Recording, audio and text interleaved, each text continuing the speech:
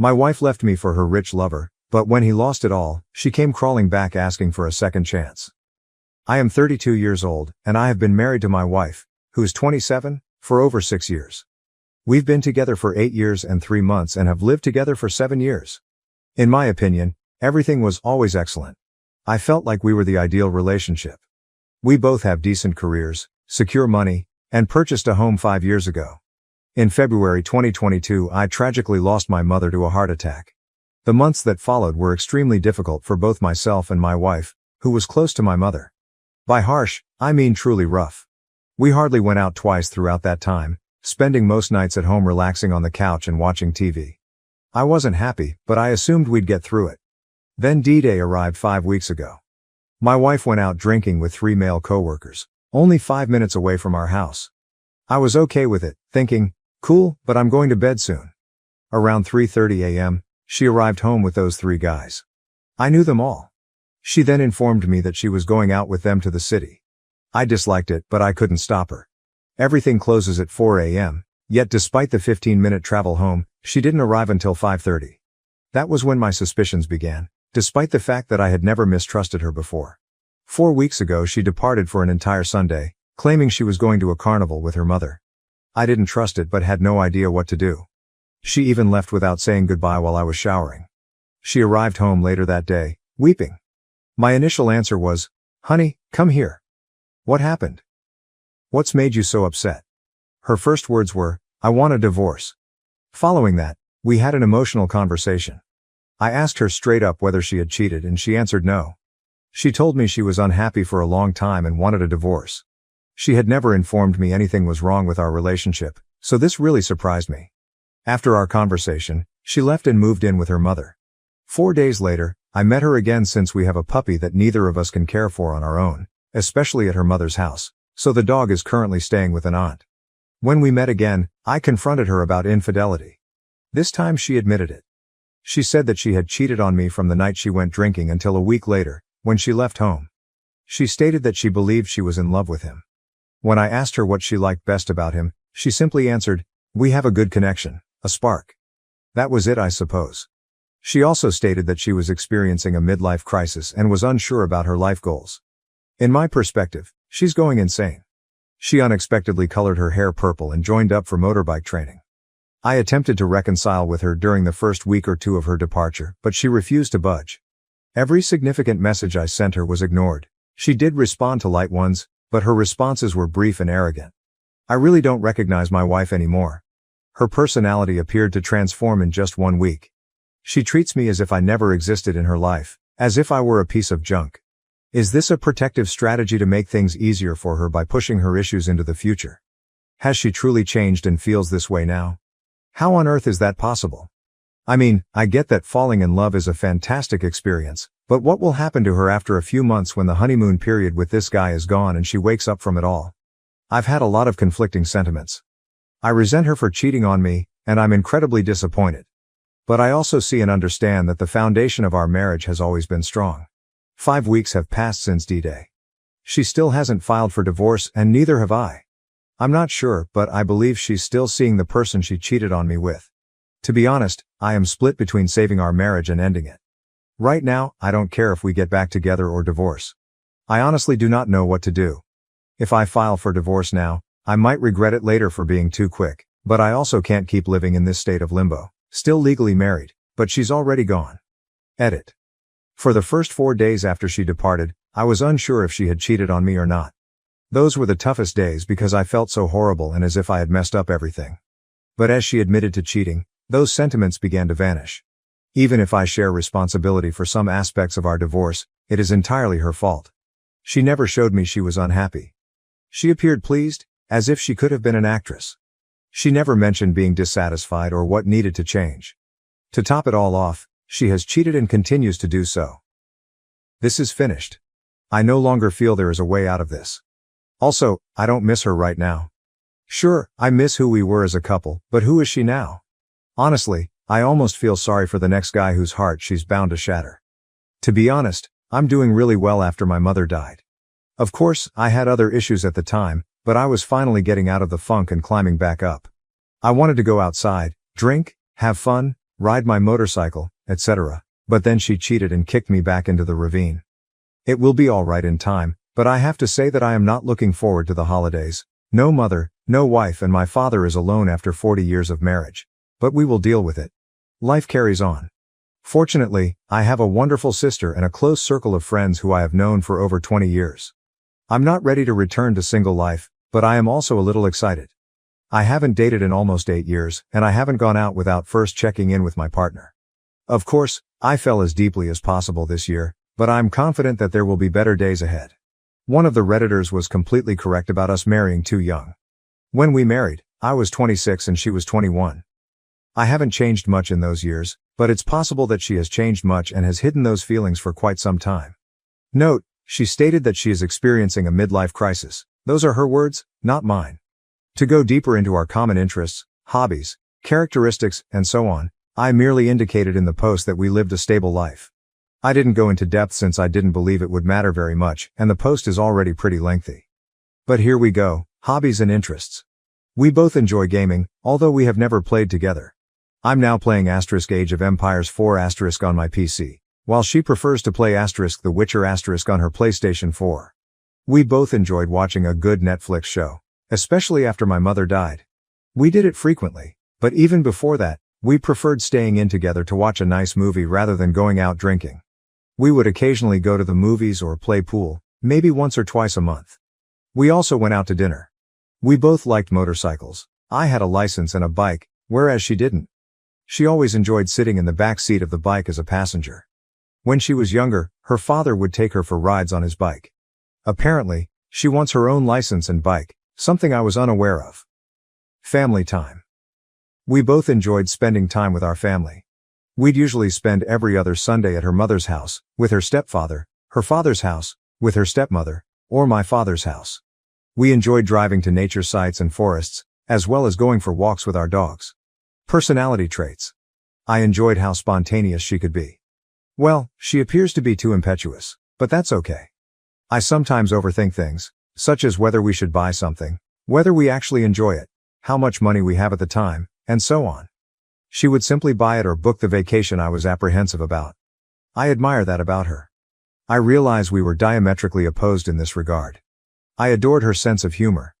We had, or have, an incredible connection when it comes to humor. We had the exact same dry, goofy sense of humor and always had a good time together. I always admired her honesty and straightforwardness, until things went wrong. She was continuously telling me how she felt, what she liked and disliked. For example, approximately 4 years ago I became addicted to a video game. At the time, I had no idea what I was doing wrong, but after a few weeks, she told me I wasn't making her happy and that I needed to pay more attention to our relationship, which I did. I kept gaming to a bare minimum. Bro, I enjoyed the way she spoke, walked and laughed.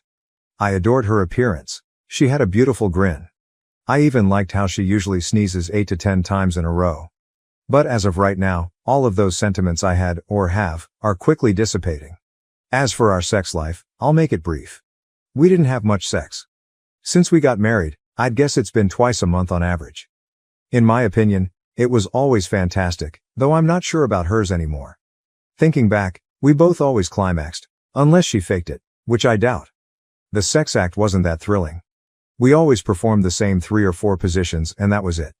Update 1. Okay, I made several calls yesterday. In the Netherlands, we have something called a mediator, who handles all elements of divorce.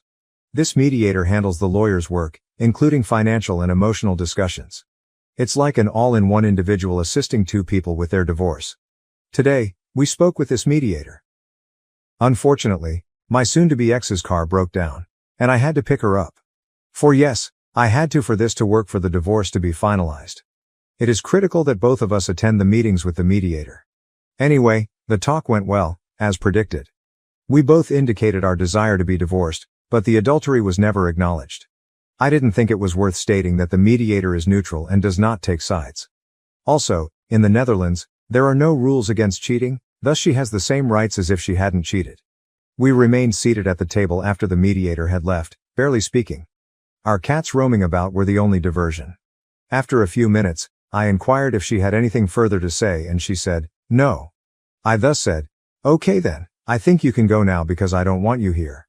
She asked, Can you take me home? I decline, saying, how you get home is your own problem. I'm not in the mood to drive 30 minutes to get you home. She looked emotional. I believe she expected me to drive her home because, in the past, I had done everything for her. After that, she called her mother, who will pick her up in about an hour. She left the house stating, I'm going for a walk for about an hour until mom arrives to pick me up. She seemed hurt and emotional as she departed, but I'm staying strong. I still notice a lot of unusual behavior on her part, and I believe she is still in the affair fog. Despite everything, I still love her for who she was, but for the time being, I'm staying tough and treating her as if she meant nothing to me. Edit. As of right now, she means nothing to me. She is just no longer the woman I loved and remained faithful to. Query. I have a query that requires some context. For the past 11 years, I have worked as a driver for a transportation firm called Supertrans. I resigned that job 4 months ago and got a new one with another transportation firm. Around 1.5 years ago, I secured my soon-to-be ex a job at Supertrans. She worked in the office, and I was the driver. I also know her affair partner, AP, who works in the warehouse at Supertrans. Because I worked there for 11 years, I know everyone in the Supertrans office. Everyone liked me, and I was close friends with some of the dispatchers. As far as I know, my old co-workers, her present co-workers, are aware that we are divorcing, but no one is aware that she is, or has been, having an affair with AP, a warehouse employee. Her direct co-worker, who works at the desk next to her, is a 32-year-old gay man who was also present on the night my wife cheated. I will call him Thomas. However, he left early that night. Thomas was one of my favorite persons at their office, and he also liked me a lot. My soon-to-be ex is currently on vacation and will return to work next Monday. I know Thomas likes me and wants the best for me. I'm seriously considering sending Thomas a message explaining what occurred and revealing the affair to him. Of course, I'd like to warn him that my wife has no morals and cannot be trusted. I mean, Thomas has to work with her on a daily basis. I want him to understand what kind of person my soon-to-be ex is. I also plan to inform him who the AP is because Thomas was with them the night she cheated. I want Thomas to understand how morally bankrupt the AP is, and I understand that this may appear to be a desire for vengeance. I suppose I do. This woman has put me through hell. I mentioned a few weeks ago that I would love to hear about her having a bad day at work next Monday since her co-workers knew she deceived me and had an affair. Really, everyone liked me. I've known the majority of her staff for more than 10 years. Furthermore, I have the option of telling or not telling anyone about her adultery. Okay, so this isn't the question I intended to ask. Should I do this? But I believe I've already made up my mind.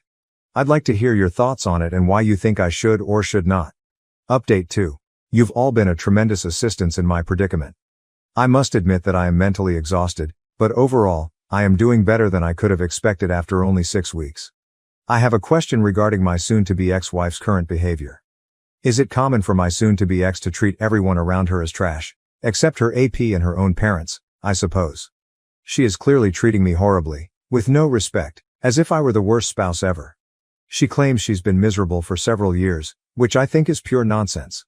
Anyway, I don't really care what she's doing to me anymore. She's wrecking her life, not mine, but it's having an impact on others as well. My father gave her the sweetest note he'd ever given. And she didn't even respond with a thank you, nothing. After my mother died in February of last year, my wife would often take my father to a nearby amusement park. They both have subscriptions to it, so they go very frequently. My father adored her, and I am witnessing him age by the hour, which saddens me deeply. My soon-to-be ex-wife does not even send a thank you note. She simply leaves him to read. She also stated that she wanted to be close friends with my younger sister, but they have not spoken in several weeks. Also, my wife was meant to spend the day with her best friend, a common friend of ours, but she is now ignoring her. Her best friend texted her numerous times yesterday, wondering whether today was still on, but my wife did not respond or even check her texts. She also didn't answer the phone. So today, when they were meant to meet, the same thing happened. She didn't answer the phone. Her BFF sent her one more message, wondering whether she was still coming. No response. She didn't even read the messages, even though her WhatsApp status reveals she was online after they were sent. Needless to say, her best friend has been crying all day. She took the day off to spend with my wife, go shopping, and have fun, and then this happened. Is this typical behavior for someone in an affair fog, or might it be something else? I don't care what my wife is doing. I'm done with her, but this is so awful for her best friend. She's been crying on her couch all day because my wife treats her this way. While I'm composing this, another question comes to mind, but I believe I already have the answer. My soon-to-be ex-wife is telling everyone we broke up because we grew apart and she hasn't been happy in years. I believe it is typical for a cheater to make excuses and not be open about what happened and how they fell in love with someone else. Oh, I almost forgot something really crucial. Her BFF, a common buddy, really stayed with us for 6 months, from November 2021 to April 2022. She had recently gotten out of a nasty relationship and had no place to stay. We had an extra room, so we brought her in. Anyway, my wife and her best friend actually discussed everything, including our relationship and sex life. Everything. I talk to her best friend every day and she's been extremely lovely and completely honest with me. I asked her whether anything my wife had said about being unhappy with me for an extended length of time was genuine. BFF claims it's all lies. My wife has never mentioned anything to her, nor has she expressed any displeasure with me. Keep in mind that they told each other everything except their feelings of unhappiness. So either my soon-to-be ex-wife is clearly lying now, I'm not sure why, possibly to explain her cheating on me and fleeing our marriage, or she has kept her unpleasant feelings hidden from absolutely everyone but herself. I honestly do not know. But in my experience, I've never noticed her being dissatisfied with me, and BFF agrees. Many thanks again, everyone. Your help has been invaluable, and I would not be where I am today without it. Edit, I honestly hope karma hits her hard, sooner rather than later. Also, when people ask me why we're getting divorced, I tell them the truth about her being a selfish cheater. Just yesterday, a female acquaintance shared my communications from my wife and her. The discussion went like this. Oh my God, honey, is it true you and your husband are separated? My wife said, yes, sadly, this is the truth. The companion inquired, oh my God, no, what happened? My wife responded, yeah, well, we just grew apart over the last few years and have different life goals. We chose to terminate it. Needless to say, I corrected this and told our friend the truth, that my wife cheated on me, pretended to be in love and abandoned me for another man. Everyone who learns the truth from me is shocked. By the way, no one, including myself, expected my wife to do this. Update 3. I plan to make a new post in a few weeks. For now, I'm fine. When I realized she was out there living her life without me, I began doing the same. I spoke with my soon-to-be ex-wife several times, and the conclusion seemed to be that she still loved me, but it wasn't fun anymore, which is not surprising given my mother's unexpected death in February. She claims to be in love with the AP, but without any strings attached.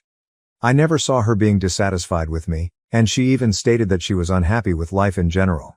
So what I believe happened was that she cheated, developed affections for AP and abandoned me for him. Once that was evident, I decided to let her go and focus on myself. At this point, I don't care what she's doing or if she'll return. I am fine either way. Work is going well. I've joined a gym and have been going 3 times a week. My muscles are hurting, and I've been talking to this lovely girl since childhood. Even though it's only friendship, I'm grateful to have a female friend with whom I can chat about anything. She lost her father last year, so we can all empathize with losing a parent. So sure, I'm fine. Regarding the divorce, we had to acquire a large number of documents, which were then forwarded to the mediator. We are currently waiting to hear from him before scheduling our next meeting and moving forward with the divorce. As of right now, I've already decided that the divorce will proceed, regardless of whether my soon-to-be ex-wife returns. Divorce is inevitable since the marriage has ended. Update 4. We'll sign our divorce papers and make it official in 4 days. This is going to be a long post because I haven't updated in nearly 4 months. Well, I made some blunders along the way, but I also made movements that restored my power and made me respect myself again. For starters, 5 months after the first shock, I no longer think about or feel affected by the adultery. So, for everyone going through a difficult period, please believe me, it will get better, and time is on your side. After adultery and our breakup, I committed blunders. I begged, pleaded, became angry, furious, and felt completely out of control, as if she had lost her mind. This persisted for around 2 months. Unfortunately, after this period, I decided to stop whining. I told her that I had given it a lot of thought and that I would still be open to seeing her and talking to her, that I believed there might be a future for us, but that I couldn't guarantee anything. I have not contacted her in the last 3 months, at least not about casual matters or the relationship. The only things I inquired about were our upcoming divorce, finances, and our shared house. I didn't just sit and wait for the past 3 months. I am now 32 years old, and for the first time in my life, I went to the gym to work out, Muscle building specifically, as I have always been on the slim side. For the past 3 months I've been going to the gym 4 times a week with complete dedication. I'm also seeing an improvement in my muscles and appearance. However, this goes beyond. The gym not only improves my physical look, but it also benefits my mental health. At first I started working out to keep myself occupied and distracted, but 3 months later, I look and feel much better about myself. I'm rediscovering confidence that I didn't realize I had. Pro tip of the day. When you're going through a difficult moment, the gym seems to help both physically and mentally. Regarding our shared house, I spoke with the bank, and I'm able to lend more money and take on a larger mortgage. I have to pay my ex-wife approximately $65K for the house, but I am able and will do so. After signing everything and paying her, I will be the only owner of the mutual house, which is worth approximately $300,000. I'm not happy about having to pay her $65K, but in the long term, I'm far better off owning my own home, which is worth roughly 5 times that amount. Furthermore, she no longer has her own home. She officially lives with her mother again, but I know she frequently visits AP's place. I'm not contacting her, so how do I know? I will get to that. My ex and I share a mutual buddy. We never hang out together, but we do communicate on a regular basis. As far as I know, my ex left me to be with AP and immediately began a new relationship. I'm not sure what's going on with my ex, and at times it appears she's lost her mind. I try to keep my thoughts away from her, but occasionally they travel where they shouldn't. At the moment, I think I could refer to AP as BF because that's what he is now. However, I will stick with AP because that is how it began. Anyway, concerning AP and my ex-wife, karma is a B********, and it's beginning to bite hard. When my ex and AP first got together 5 months ago, everything appeared fine for them. However, the tables are starting to turn. AP is currently at home suffering from depression, which I know since a common acquaintance showed me screenshots of a chat between my ex-wife and her. Additionally, AP is currently out of work. Even when the infidelity initially occurred, I always felt superior to AP due to his lack of morality. And I had already concluded that he was worthless in comparison to me.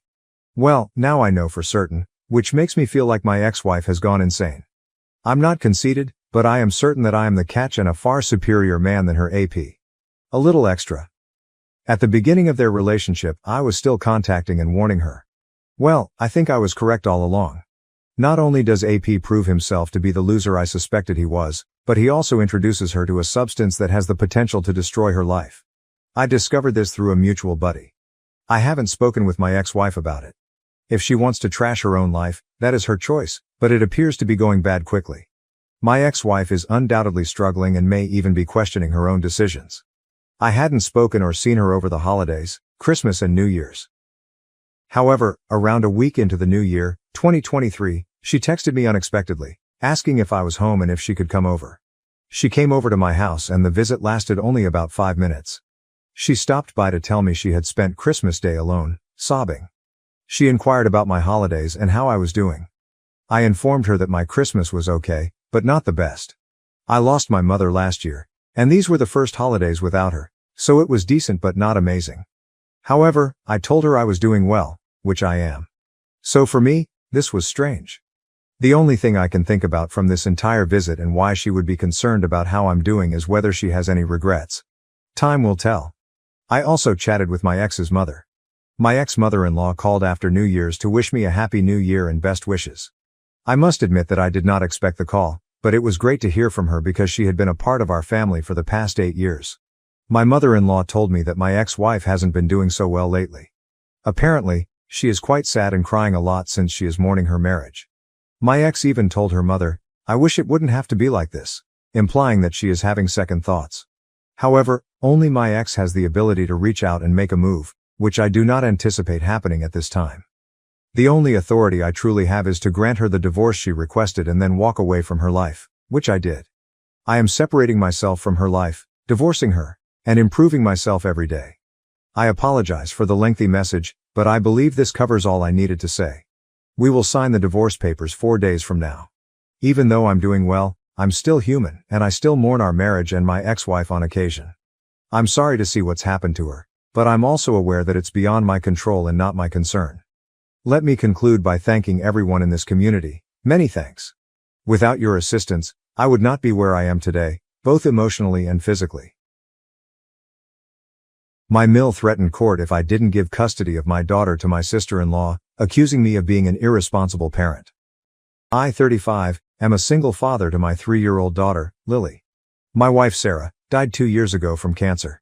It was a sad loss for both me and Lily, but we've been working hard to move on and build a happy life together. My mother-in-law, Karen, 58F, recently approached me with a stunning request.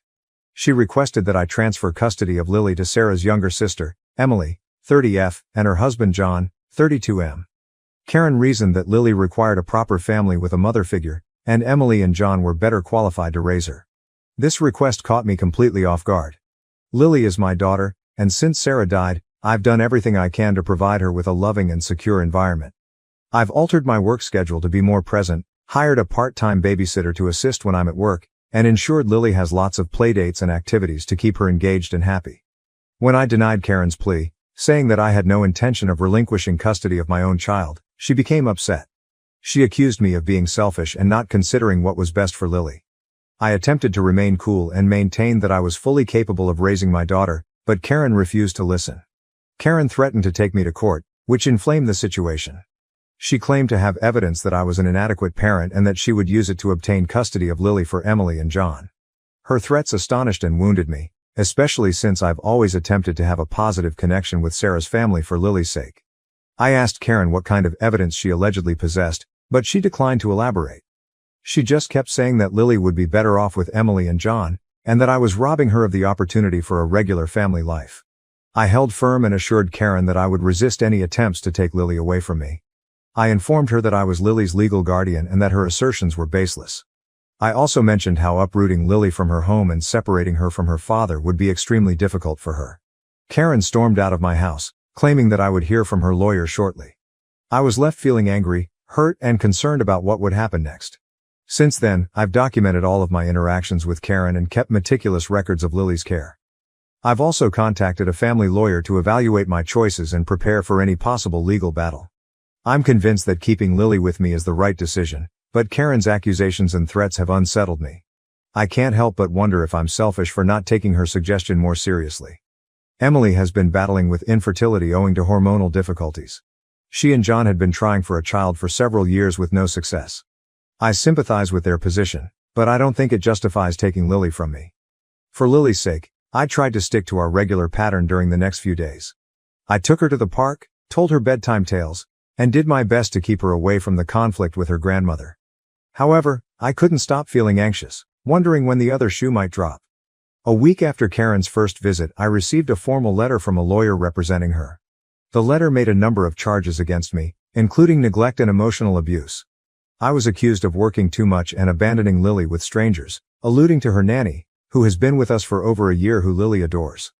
The letter also implied that I was emotionally unstable as a result of my sadness over Sarah's death and incapable of providing a supportive environment for Lily. Reading these claims felt like a punch in the stomach. Since Sarah's death, I have dedicated my entire life to ensuring Lily's happiness and well-being. My efforts were distorted and used against me, which was both infuriating and devastating. I immediately phoned my attorney and forwarded the letter to her. She informed me that the allegations were unfounded and that we had a good case to keep custody. She suggested I get character references from Lily's pediatrician, preschool instructors, and other family members who could attest to my parenting skills. As I started reaching out to people for recommendations, I was overwhelmed by the response. Lily's teachers applauded her development and social abilities, pointing out how well-adjusted she appeared despite the loss of her mother. Our pediatrician praised Lily's health and my parenting skills.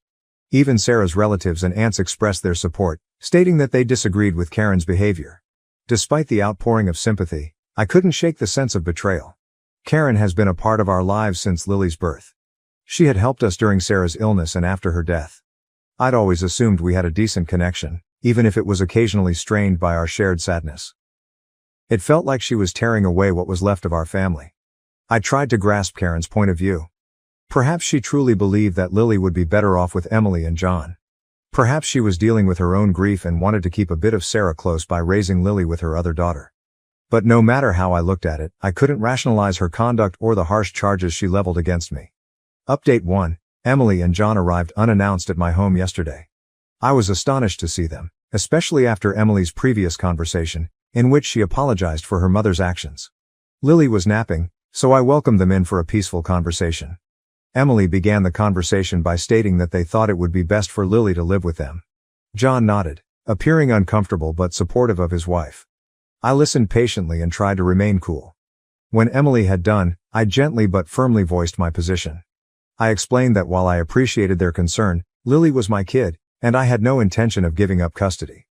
I highlighted Lily's happiness and well-being, and that uprooting her would be terrible. Emily's conduct abruptly changed. Her expression hardened as she accused me of being selfish. She claimed I was damaging Lily's life by denying her motherly care. I was shocked. Emily then accused me of preparing to marry another woman and make her Lily's stepmother, which startled me.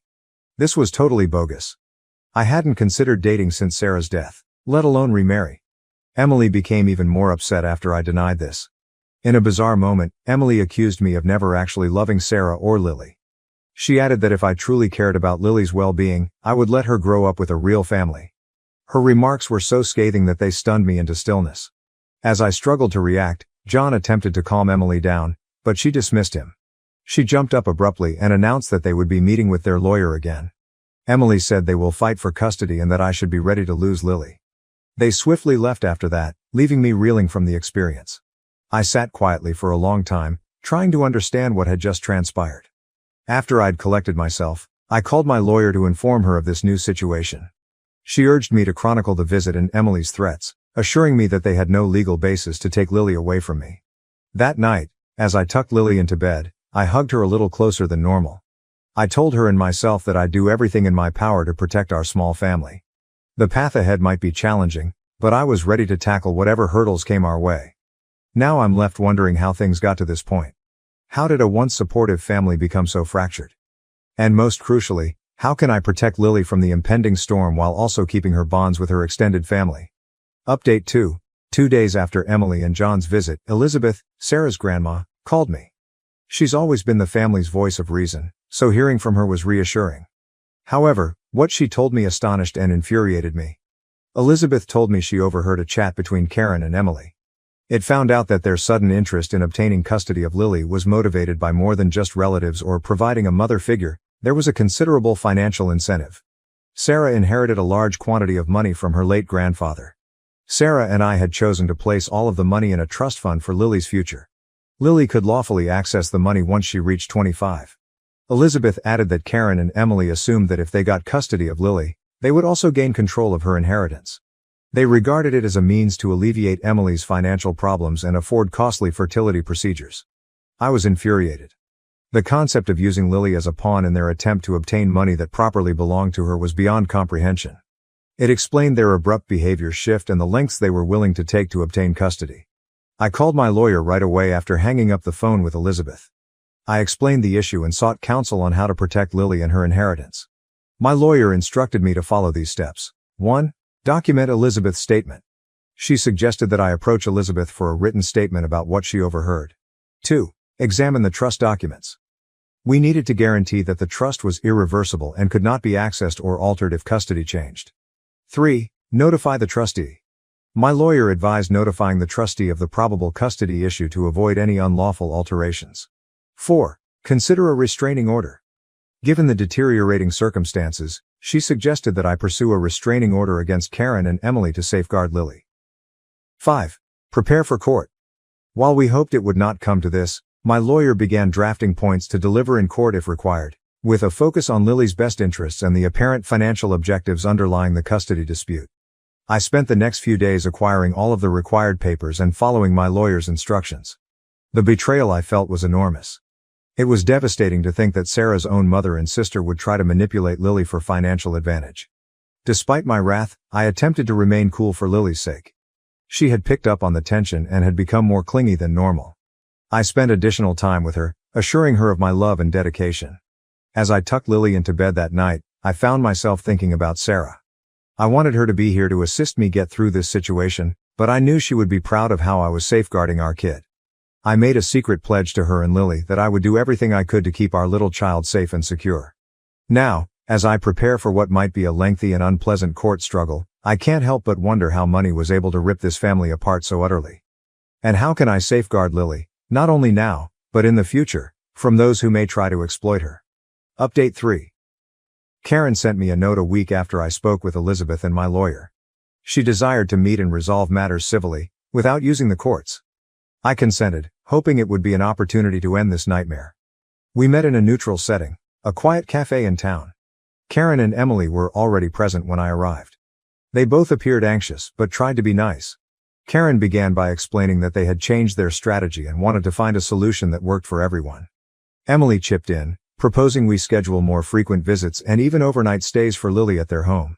I listened intently as they laid forth their plan. When they were finished, I took a long breath and decided it was time to put all of the cards on the table. I know about the inheritance, I responded gently. The effect was immediate. Karen's face turned pale and Emily's eyes widened in disbelief. They exchanged anxious looks, apparently not expecting this. I went on. I understand that this isn't about Lily's well-being or her desire for a mother figure. This is about Sarah's inheritance, which is already held in trust for Lily's future. Karen attempted to interrupt, but I held up my hand. Let me finish. Sarah and I established that trust together. This is for Lily's schooling and future. It is not available to anyone, including myself, until she is 25. Emily began to cry. Whether from remorse or frustration, I could not tell. Karen appeared to be about to disagree, but I pressed on. I have been patient. I've tried to understand, but exploiting my daughter as a pawn for money is unacceptable. So let me make it clear, this is the end. No more threats, no more accusations, and no more attempts to separate Lily from me. I stared them both in the eyes. If you continue like this, I will not hesitate to take legal action. I'll file for harassment, emotional anguish, and any additional charges that my lawyer recommends. I have documentation for everything, even your financial motivations. Karen's face stiffened. You can't prove anything, she asserted confidently. Are you willing to risk it? I asked. Because I am. I'll do whatever it takes to protect Lily. The hush that followed was crushing. Emily was the first to shatter it. We just wanted the best for Lily, she answered faintly. No, I responded firmly. You wanted the best for yourselves. Lily is happy, healthy and adored. That is what is best for her. I rose up, prepared to depart. This is your final warning. Stop now or we will take this to court. And believe me, the outcome will not be to your liking. As I walked away I heard Karen say, you can't keep us from seeing her. I turned around for the last time. I've never wanted that. You are still Lily's family, but it is up to you to prove that you deserve to be in her life. With that, I exited the cafe. As I drove home, I felt a mix of emotions. Relief that I had faced them, grief about how things had turned out and, most importantly, a newfound commitment to protect Lily and give her the life Sarah and I had envisioned for her. When I went home, I grabbed Lily closely, glad for her innocence throughout this. I hoped that one day, when she was older, she would realize that everything I did was out of love for her. Now I'm left wondering if I was too harsh. Should I have offered them another chance? Or was this the only way to keep Lily safe and honor Sarah's memory? Final update. It's been 6 months since my disagreement with Karen and Emily. The aftermath was difficult, but things eventually settled into a new normal. Karen and Emily backed off following our meeting. They formally apologized, admitting their mistakes and expressed regret for their acts. Although I appreciated this step, I remained wary. We've gradually restored some type of a relationship, mostly for Lily's benefit. They now have supervised visits once a month. It isn't ideal, but it's a beginning. Lily is prospering. She's happy, lively, and becoming more like Sarah every day. We talk about her mother frequently, keeping her memories alive. I created a support group for single parents who have lost their relationships. It has been healing to connect with those who understand my journey. I'm taking it one day at a time. The experience has made me more protective of Lily while also increasing my appreciation for our life together. I'm grateful for the encouragement I received and the courage I discovered to stand up for what's right. Lily's future is safe, and that is what really matters. Cousin falsely accused me of sexual assault, family cut me off. Now she's dying, admitted the truth, but they still want me to stay silent. Let's call her Jade. My cousin wrongfully accused me of sexual assault, when I was 18. Sadly, my family thought her narrative true. 4 years older than me, Jade and I were close growing up but finally we drifted away. She is the daughter of my uncle, who was a single father, younger brother of Mom. After his ex-wife became pregnant, my uncle married young. Unfortunately, she cheated on him and their marriage broke up a few years later. She tried to keep in touch with Jade for a few years, but finally moved away with her new partner and they never got back in touch. Respectable man, my uncle always battled obstacles on his own and refused assistance. After his divorce, he never sought another major relationship. He devoted his life to parenting Jade. He even built a college fund for Jade, but after she turned 18 he told her that although he had done all in his ability to help her, she was now on her own financially as he had to consider his retirement. Although Jade disagreed, I thought that was reasonable. If she wanted to keep on her studies, she should pay for them herself. Many arguments between her and her father resulted from her believing he should support her studies for as long as she desired. Jade thus visited my family a lot of times. She would come over to rant to my mom following every disagreement with her father. Although I personally felt my uncle was reasonable, I kept my thoughts to myself as Jade would visit to speak with my mother and not me. As she usually did, Jade came up to our house one day without warning. I was the only one in the house. My parents were away. Expecting her to go, I'd told Jade that my mother decided to stay in the living room since she needed some time away from her father following another dispute. To be honest, I wasn't interested in hearing it again as she used to vent quite loudly to my mother and I had heard enough about her battles with her father. Jade began venting to me since my mother was not here. Though I had rather different ideas on the topic, I could see she expected me to be as empathetic as my mother. I cut her off when she once more started grumbling about her father. Although my mother might have agreed with her points of view, I felt my uncle was acting rather sensibly. He had spent his whole life raising her to be a competent and capable independent lady, I told her. Now it was her chance to show him right.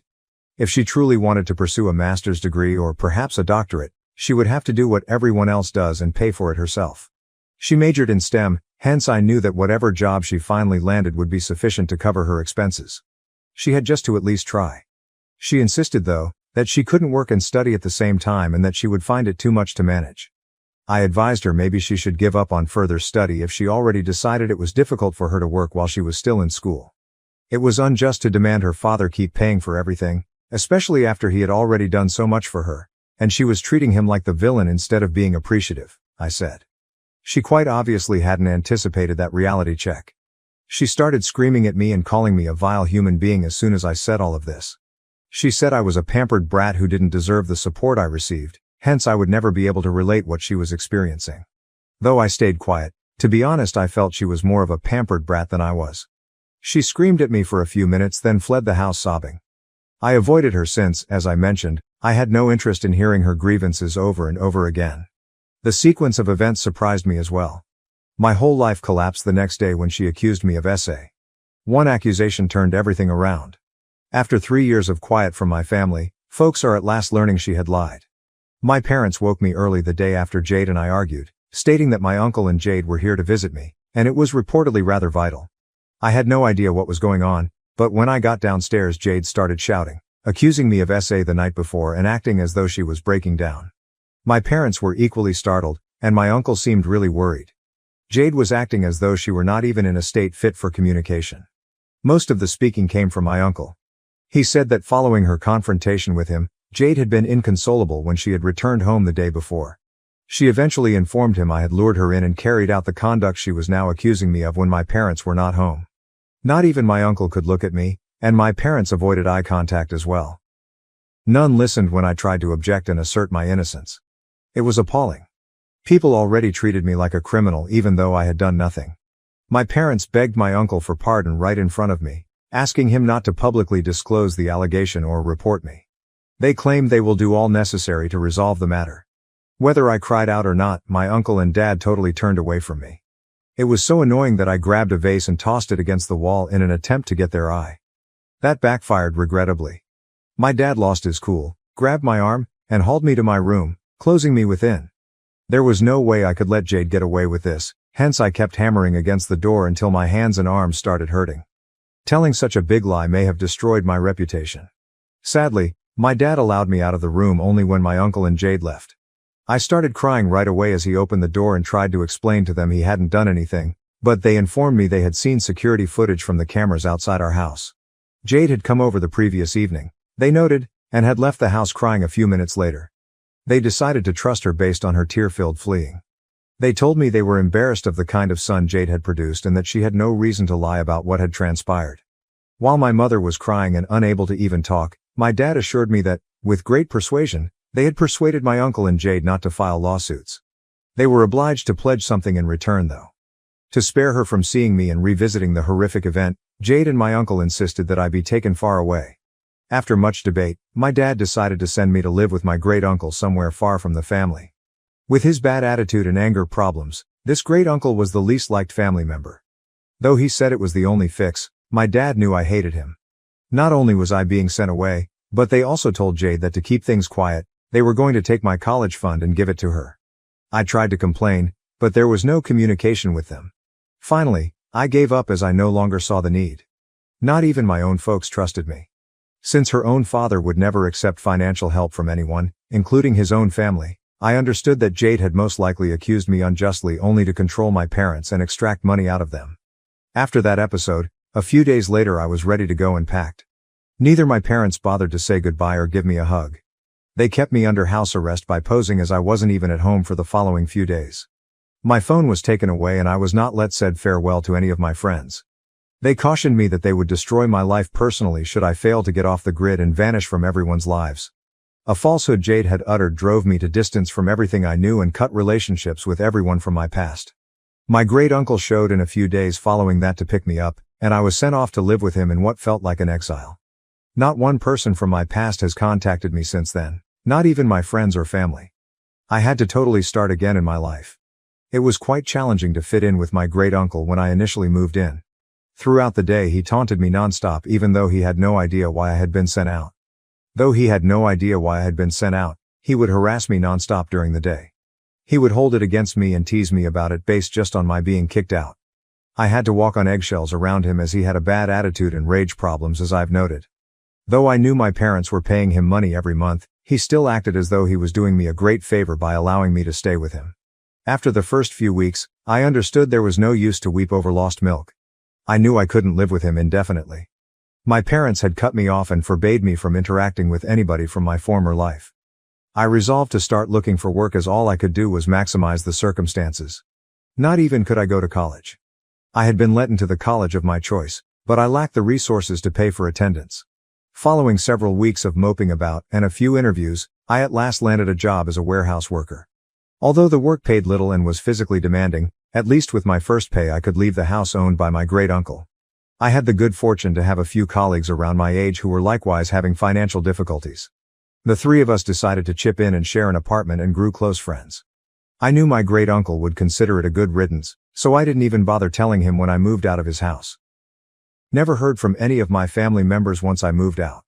I have been living with the same folks I found my first apartment with for the past 3 years. Every one of us has been quite fortunate. After a few months of working in the warehouse, all three of us resolved to keep searching for better prospects as the work was quite physically demanding.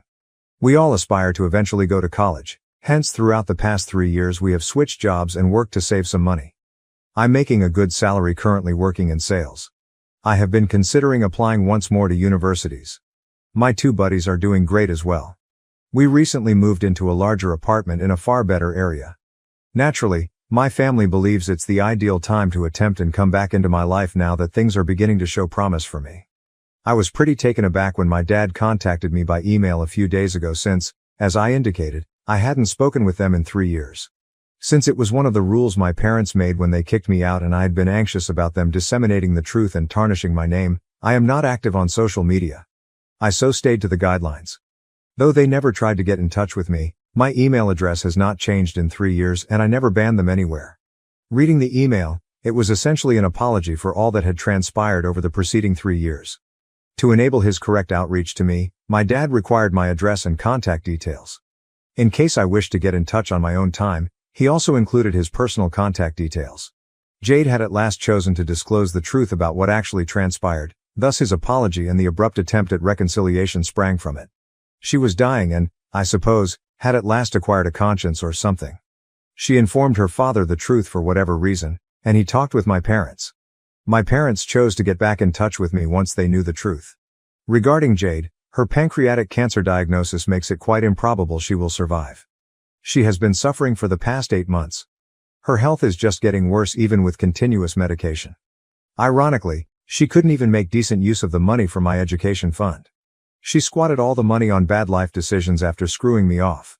She chose to take a gap year with all that money and tour the globe to expand her horizons and find herself instead of working toward her master's degree. Wanting to live luxuriously, she had already spent more than half of her savings when she returned roughly 1.5 years earlier. She came back with very little left and began pestering my parents for more. If she stole any more money from my parents, though, my uncle threatened to cut her off. She thus gave up on the concept of schooling since she lacked enough money left to afford a master's degree without working, and since working was something she refused to do. She still had some money left, but she kept her careless way of life instead of using it sensibly or trying to increase capital. She was already somewhat spoiled and lethargic from her year-long holiday. Despite not even seeking a job, she ultimately wasted more money purchasing an apartment and living above her means. She landed a job around a year ago, but she had to quit shortly after learning she had cancer. She now needs the money, hence she has to sell her flat and all else she purchased. Although I don't want to come across as callous, after learning what had happened to her I couldn't help but feel some gratification. She was her own worst enemy, so she had no enemies. After I closed the email from my dad, I had to consider whether or not I wanted to contact my parents again. I decided to talk to my friends about it, which also meant I at last had to tell them the truth about why my parents had kicked me out. I had simply informed them that we argued. Up until then, I had not disclosed the actual cause. Email later, I at last opened it to my buddies. I told them everything about Jade, how she had lied and thrown me under the bus, and how my parents had thought her over me. They not only drove me to live with the worst relatives conceivable, but also had me cut everyone from my past off and threatened to destroy my reputation should I go against them. The truth I was imparting to my companions hardly seemed possible. They urged me not to contact my parents after I was done. They claimed they wouldn't pardon my parents either, if they were in my place. Since these are my closest friends and at this time they are essentially the only ones I have, I pay great attention to their advice. It's not only that they advised me to let go and avoid running across my parents again. They also advised me to talk about what happened to me. Though I did nothing illegal, I have been living in anxiety for the past 3 years. They are right, my parents choose to believe someone lied about me, hence I had to give up so much of my life. I have to talk if I want to take back my life. I told my parents I intended to reveal the actual account of events before I went public. People have a right to know the truth. So it makes no difference whether Jade is lying on deathbed. She destroyed my life. Today it is my chance to recover it.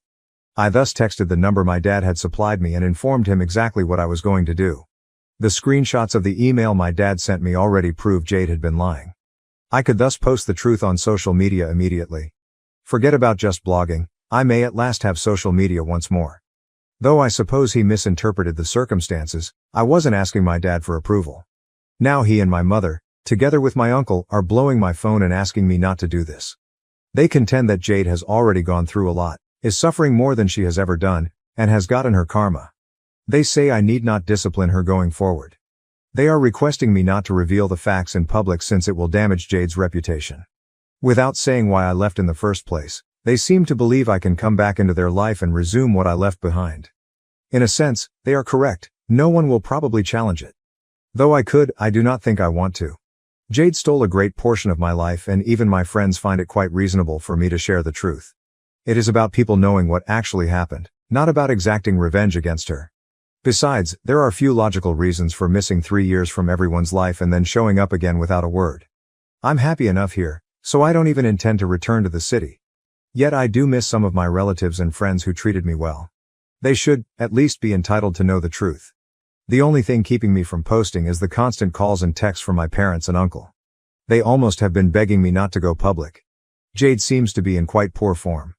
What then would happen if I went ahead and revealed to my cousin, even if she is on deathbed, the truth of why I had to leave everything behind for 3 years? Update 1. I finished it, lads. I considered it for a long time, repeatedly asked friends, and they all advised the same thing. Though I hadn't done anything, Jade and her family had taken away 3 years of my life that I could have spent properly, and I had to live in fear because of them. Whether or not Jade is in condition, it would be quite legitimate for me to exact retribution. Many of the responses on this reflected the same viewpoint. Ultimately, it was my choice at the finish. Knowing most people would support me helped me to feel much better. My first post was a week ago, and last night I finally posted a narrative of everything that has transpired in my life together with an explanation for my 3-year absence from the net. Friends, relatives, everyone who knew me, have contracted out to let me know they are here for me and have sorely missed me. I trust them as I had several communications from folks over the first few months after I vanished. Apparently, my parents advised everyone not to search for me after that, saying I wanted to be left alone since I had gone through something horrific and needed time and space to recover. People thus stopped trying to get in after the first few months, believing they were honoring my choices. My friends informed me they had repeatedly asked my parents where I was, but my parents never told them, so they couldn't get in touch with me. Even many of my family claimed to have waited patiently for me to come back. Seeing how ready everyone was to welcome me back and how none had forgotten me made me somewhat cry. Most importantly, people have claimed that they always regarded Jade to be shady. Nonetheless, what she did was low, even by her standards. My mom and uncle haven't said anything thus far. I hope they stay out of it, as I truly don't want to talk to them. Regarding myself, having all of this off my mind makes me feel a lot more free. Speaking up about what happened was wise. I have no regrets about anything. Update 2. I posted it some few days ago, and yesterday my folks got in touch with me. Having only asked one thing, that I let sleeping dogs lie, they informed me they were quite let down in me. They wanted me to come up with a reason for my 3-year absence, but not tell everyone the truth about what happened, since they think Jade deserves peace and quiet in her present state. After my post, apparently, Jade has lost almost all of her friends, and even family members are no longer eager to talk to her. They seem to be blaming me. It's startling that they still provide more concern for what Jade is going through than for their own son's experiences. I told them I no longer bothered about their displeasure. An apology will never be sufficient. They let me down on several levels, and today they have no right to demand anything from me. I could say the same thing about myself if they believe Jade should have peace and quiet only because she is cancer-ridden. I was just 18 when they booted me out and forced me to live with my nasty great uncle. They showed no pity or forgiveness for me. I at least am speaking the truth. Jade lies, and she got away for 3 years. I'm going to take back my life now, and I'm not going to let anyone attempt and cause me shame about it.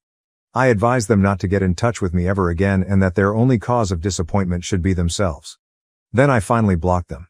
Something I should have done long ago, but I was confused and afraid. Speaking up about what has occurred to me, though, has helped me to find closure, and today I am not under pressure to deal with my parents. For all I care, they and their expectations can go for a hike. Update 3. Hey, after 3 hard years this weekend, I finally chose to see my friends and relatives. It turned out to be rather the finest choice I have ever taken. Along with me, more for moral support than anything else, were my housemates. To be honest, they have gotten so close that we are now like brothers, and I wanted them to see my buddies too. Everyone has been getting along fantastic. My buddies were happy to see me. Since they all were outraged when I mentioned I was planning to stay in a hotel, I am actually living with one of them right now. Though I'm returning in a few days, my heart is simply so happy that I cannot even put it into words. We are spending our time of life living together in one of my friends' residences among my roommates and old buddies. I have also visited quite a few of my relatives, who have informed me they have cut off my mom, uncle and Jade. They never intend to be involved with them ever once more. At the end of the day, people will always stand for what is right, which makes me rather glad. Having individuals around who love me more than my parents ever did makes me happy, as they did not forget me. My wife overreacts to our daughter's minor injuries, causing strain in our parenting and increasing tension within the family. My 28F wife, 26F Sophia, takes every scratch our daughters, 7 and 5, get extremely seriously. Every bruise, every scraped knee, every cut is an emergency to her.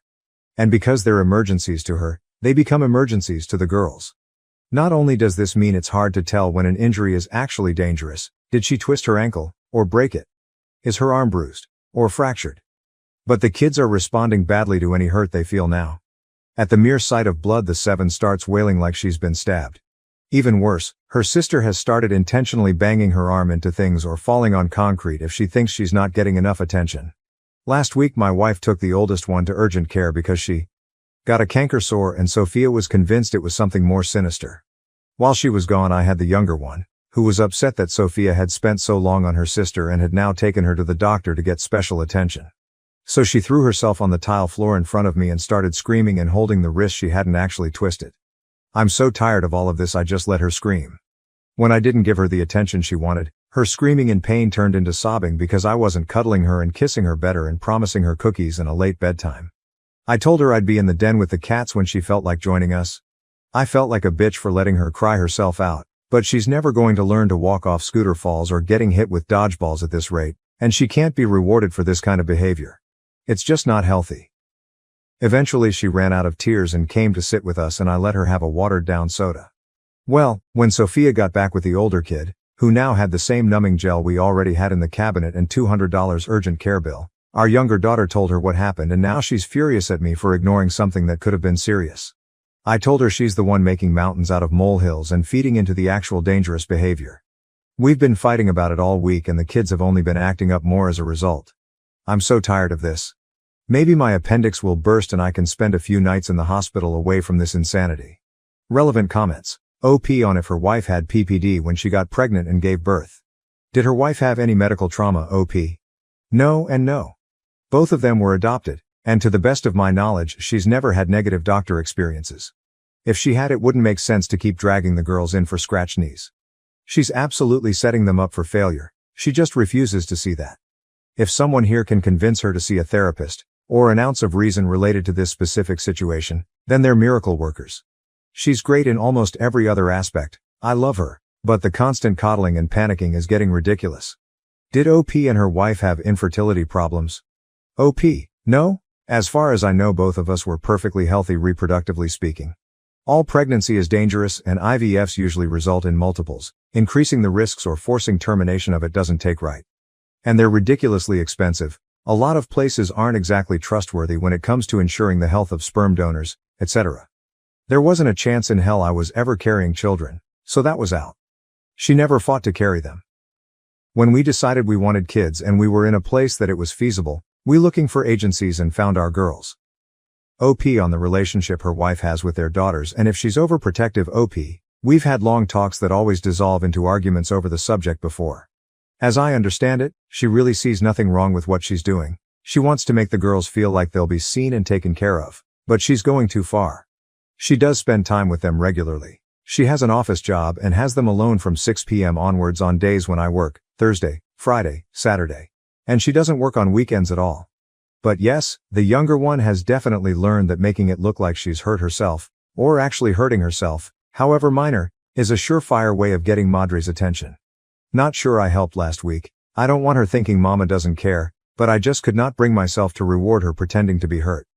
That's an interesting idea. It might help the girls, although I don't see it changing Sophia's behavior much. Update. Wow, my first post got more popular than I was expecting.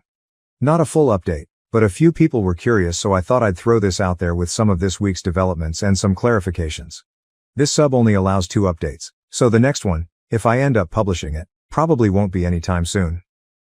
TLDR, my 28F wife, 26F, has been making our daughter's injuries worse by treating all of them like an emergency. This has led to the older one, 7, to genuinely believe that every injury could be fatal, and the younger one, 5, to realize that if she's hurt she gets special things like cookies, candy, extended bedtimes, movies, etc. And is the main source of conflict in our marriage. Clarifications. 1. This is not Munchausen by proxy. Y'all have got to lay off the Hulu docuseries and stop trying to diagnose strangers with serious and sinister medical issues based on one post written by their annoyed spouse. My wife does not hurt them. She is not poisoning them, or looking for drugs to feed them, or posting all over social media about how great she is and how lucky the girls are, etc., etc., etc., or trying to scam people out of money or a Habitat for Humanity house. Sophia is not worrying for the attention of it. She is trying to ensure that they don't feel ignored and neglected, to the point that she takes everything that they say seriously, but she's gone too far and it is now backfiring. The few people who pointed out that the younger's behavior of faking injuries or actually giving herself a bruise could develop into something more serious are correct, however, which is a concern that I also have. 2. Attention. The girls get attention. They get plenty of attention from both of us. They are not being neglected to the point that they need to injure themselves as a cry for help. For one thing, my older daughter doesn't do that. She is just genuinely convinced that bruises could be internal bleeding and any bump on the head could be a concussion. Which means that I'm going to have to give her the period talk pretty soon, or she's going to think she's dying if she starts early. For another thing, the younger one tends to only do it when she thinks her sister is getting something she wants, or we said no earlier in the day. They get attention, but they get special attention when they're sick or hurt. Someone in the comments last time, don't remember the name, suggested flipping it to discourage the younger girl's behavior, by essentially taking away fun things and forcing them to rest when they're sick or hurt. A few other people suggest pain charts of some variety, or first aid classes. Those might help with the older one and Sophia herself. That was probably the most viable advice I got, however well-meaning and true a lot of other stuff was. 3. Therapy right now is not an option. You can suggest it all you want, I can and have suggested all I want, but as of right now it will not be happening anytime soon. We had a bad experience with a highly regarded adoption specialist therapist a few years ago that resulted in our older daughter having more issues with her adoption than she did when we started, issues that we've had to figure out how to manage on our own because the 2 therapists we tried after that only compounded and exacerbated those new issues. My daughter would have been better off if she'd never been to therapy in the first place. As a result, my wife has lost almost all of her faith in mental health professionals. Quite frankly, I lost the majority of mine as well. And while I've made mention of it to Sophia, my bigger focus is on getting her to just change this one behavior. 4. Was my wife traumatized as a child by being medically neglected? To the best of my knowledge, no. She doesn't have any long-term health issues, and she was never very involved in any physical and potentially dangerous sports when we were in school. Her family hasn't suffered from very many illnesses or accidents, even during COVID. So while I've driven myself to an emergency dentist before and broken my wrist without even knowing it, the only time she's ever been in a hospital was to pick her dad up from a colonoscopy. At least before she started taking our daughters in for benign bumps, bruises, and cuts. 5. No, my wife does not have anything postpartum. The actual update. After a couple of other comments brought up how my girls behave away from us, I decided to ask. My wife works a normal 9-5, while I work 3/12s from 6 p.m. to a.m. on Thursday, Friday, and Saturday. During the winter they have school and daycare respectively. This winter the younger one will be in kindergarten though, and during the summer they both go to daycare from about 8 a.m. to 4 p.m. on my workdays, and just in the mornings on other days as needed. I do drop-offs and pickups. When I picked them up on Monday, I decided to ask one of the caretakers how the girls had been behaving. She told me they were fine. They bickered sometimes, but there was nothing unusual going on. I asked what happens when they get hurt or feel sick during the day, how they handle it, etc. I didn't tell them about my wife. I didn't want to be telling tales out of, or at, school. I think she might have thought I was looking for help, which I was technically, because she told me that as soon as a kid falls down, or takes a ball to the face or anything else, they start the whole interaction by telling them you're okay, and assessing the damage calmly as they approach. Even if the kid is bleeding, they don't react. They say something like, "Wow, that looked kind of scary. I bet it surprised you. Let's see your arm/leg/whatever." She basically wrote me a script. I asked her how my girls reacted to it, and she told me that the older one was a little more sensitive than her peers. She cried easily, and they had to be extra firm with the "you're okays" with her. The younger one she saw a little less. She's in a different age bracket. She only just turned 5, so she's still technically in the pre-K group. But she'd never heard anything about her. I asked what exactly they do if a kid is bleeding or bruised. For bruises, they can sit with a little ice pack for 15 minutes before they need to come back to the ground, unless it's actually serious. And for cuts they get it washed and a band-aid. So nothing exciting as far as I could tell. The fact that we haven't been called into the school to pick up our totally terribly injured 5-year-old before tells me that she knows she won't get Madre's special treatment at the school. And since I will be the one picking her up if they think she's too sick or something, there's really no point in kicking up too much of a fuss unless she just wants to hold something cold for a few minutes. Neither of the girls have been hurt or sick this week. We stopped arguing, because I frankly do not have the energy to do so constantly. I'll look into the pain chart and first aid classes and bring up boring damage mitigation soon, once we've both had time to calm down. Additional information from OP, I'm going to put this here, since apparently it needs to be said. I am aware that saying it's okay or you're okay the way the daycare workers do is a good idea. This is what I have been trying to implement for a long time. Even if a child is genuinely hurt, adults need to remain calm to keep the child calm. If an adult is upset, then the already upset kid will become more upset. And if that kid isn't upset, then they will be when they see their parents freaking out. I am not looking for excitement. I genuinely have no idea how you read my post and got that impression. None. If I'm playing checkers, you've started a game of chess. I am trying to end the excitement. When I said nothing exciting in my post, it was not because I don't want to implement something boring, it's because I do. I very much want my kids being hurt to stop being exciting or rewarding. That is the entire point of everything here. Of a week of arguing, of every other argument before this one. There was no one working up my older daughter. The younger one wasn't getting rewarded. If anything, being hurt at daycare got her essentially a timeout with an ice pack, or rubbing alcohol and a pat on the back. That is a good thing. That is what I want. OP on communicating with her wife about their daughters on how to react if they got hurt. OP, I've talked with her a lot about it.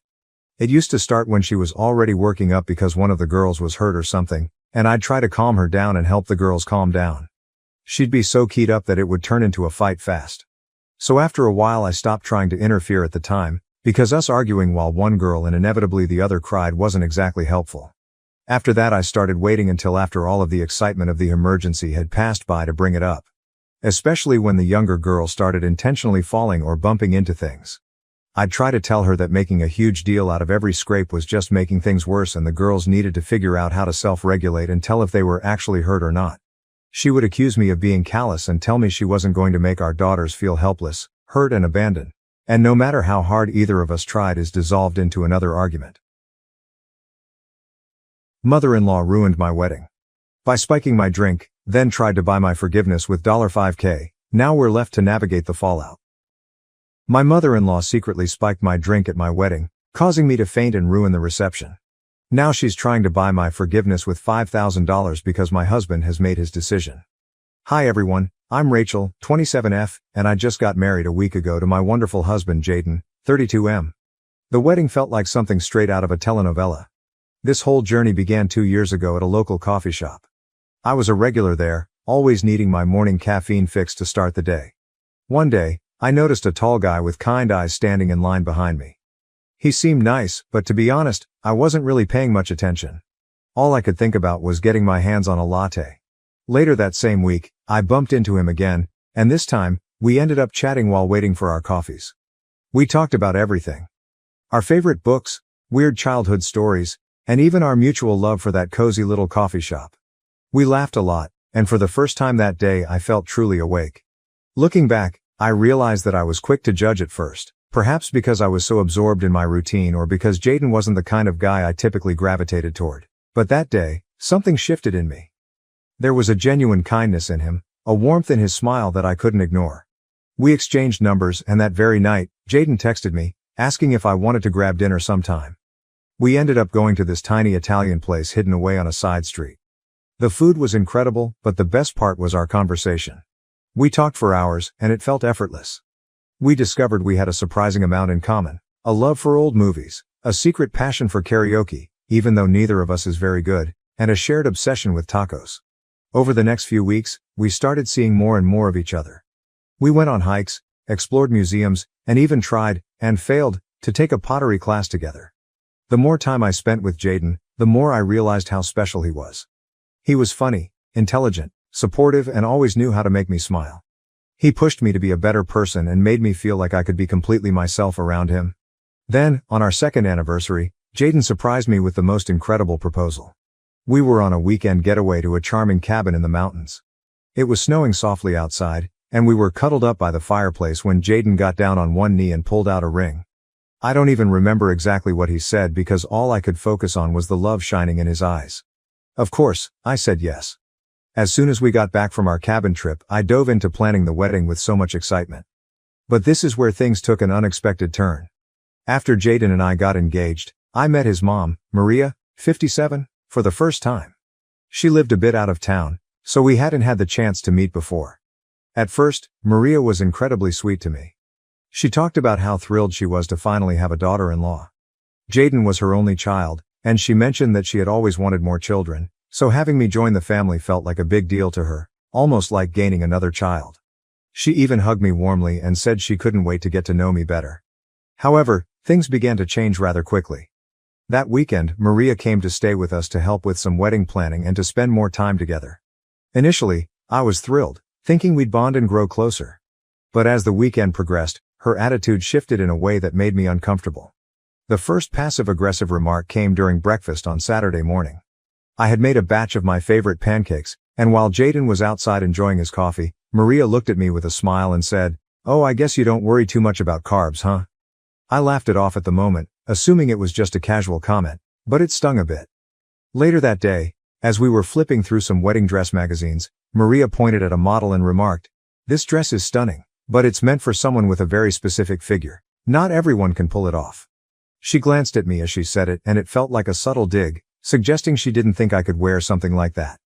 I just nodded and tried to brush it off, but the comment lingered, making me feel self-conscious. The remarks kept coming. When we were out shopping for some decorations, she casually mentioned, "You know, my friend's daughter lost 20 pounds for her wedding.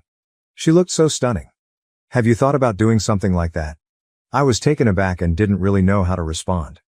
I mumbled something about being content with my body as it is, but it left me feeling judged, as if she thought I should be trying to lose weight for the wedding. The next morning, while she was looking through my kitchen cupboards, she commented, "Oh, you have a lot of snacks here. I'd try to keep my house a bit more on the healthy side. You don't want to gain weight before the wedding, do you?" I couldn't believe she was still harping on about my weight, and it was beginning to really hurt my feelings.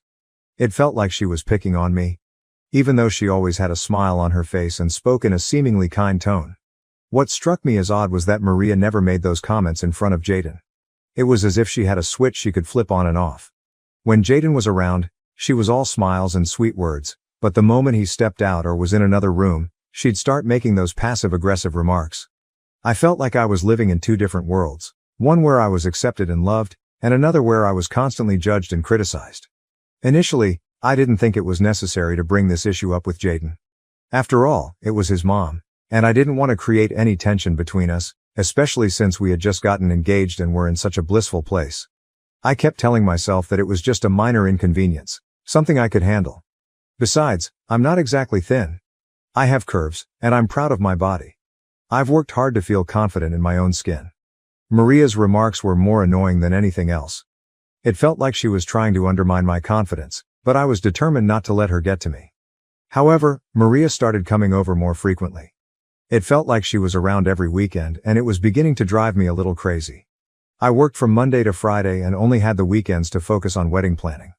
But every time I turned around, there was Maria, offering to help or just hanging around.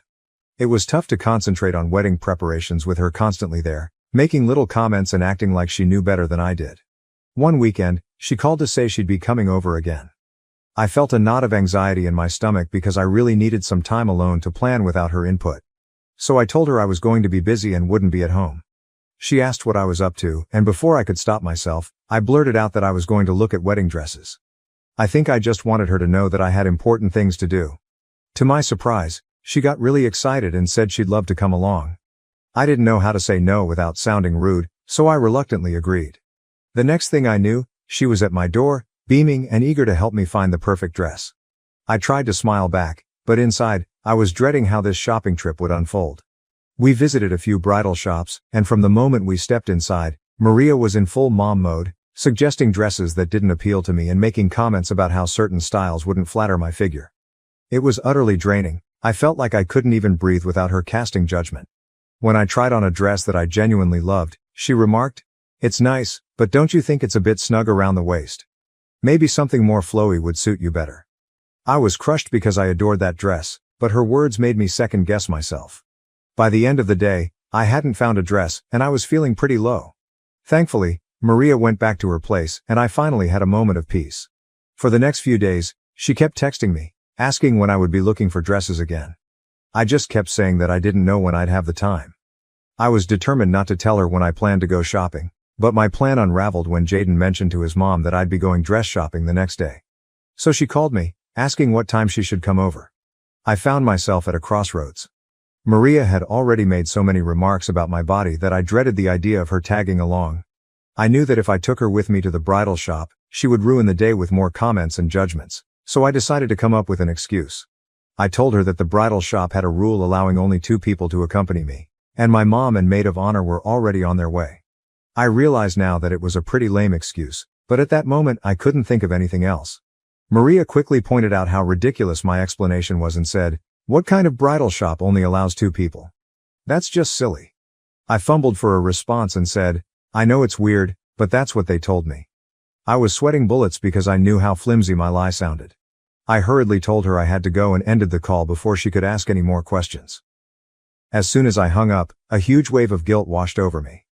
I hated lying, especially to Jaden's mom, but I just couldn't face another day of her making me feel bad about myself. I decided to focus on the positive and remind myself that this day was supposed to be fun and exciting. My mom and maid of honor picked me up and we headed to the bridal shop. I did my best to shake off the lingering guilt and just enjoy the moment, and in the end, I found a dress that I absolutely loved. After that, Maria didn't call, text, or even visit our house. She still kept in touch with Jaden, which was a bit of a relief since it avoided any awkwardness between them. I sent her a picture of me in the wedding dress, hoping to share some of my excitement with her. She responded with just a thumbs up emoji and nothing else. I wasn't sure how to interpret that, but I decided not to overthink it. With so much to do as the wedding approached, I didn't have time to dwell on her reaction. As the wedding day drew nearer, I became increasingly busy with all the preparations. Honestly, I didn't reach out to Maria again. There was so much to coordinate, finalizing the guest list, confirming the caterers, and ensuring that all the decorations were perfect. Finally, the big day arrived. It exceeded all my expectations.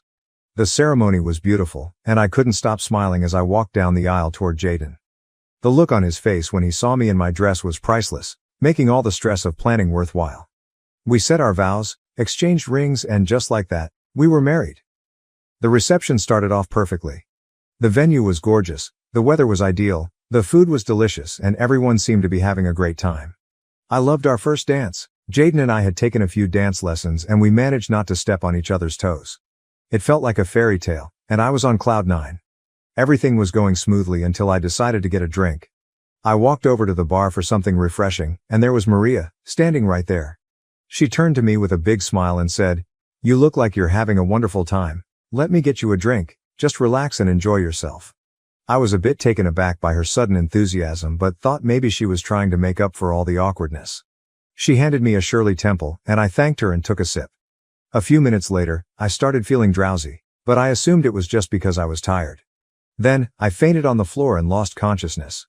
Everything went black, and the next thing I knew, Jaden was panicking and calling for an ambulance. I could hear the worry in his voice as he tried to keep me awake. People were gathering around, but it was all a blur.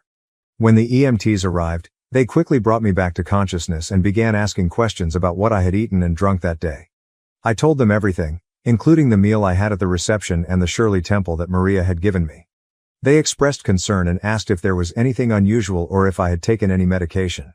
That's when Maria, looking a bit guilty, stepped forward and admitted that the drink she gave me had alcohol in it. She explained that she didn't think it would be a big deal and thought it would help me relax. I was stunned. Why would she add alcohol to my drink without telling me?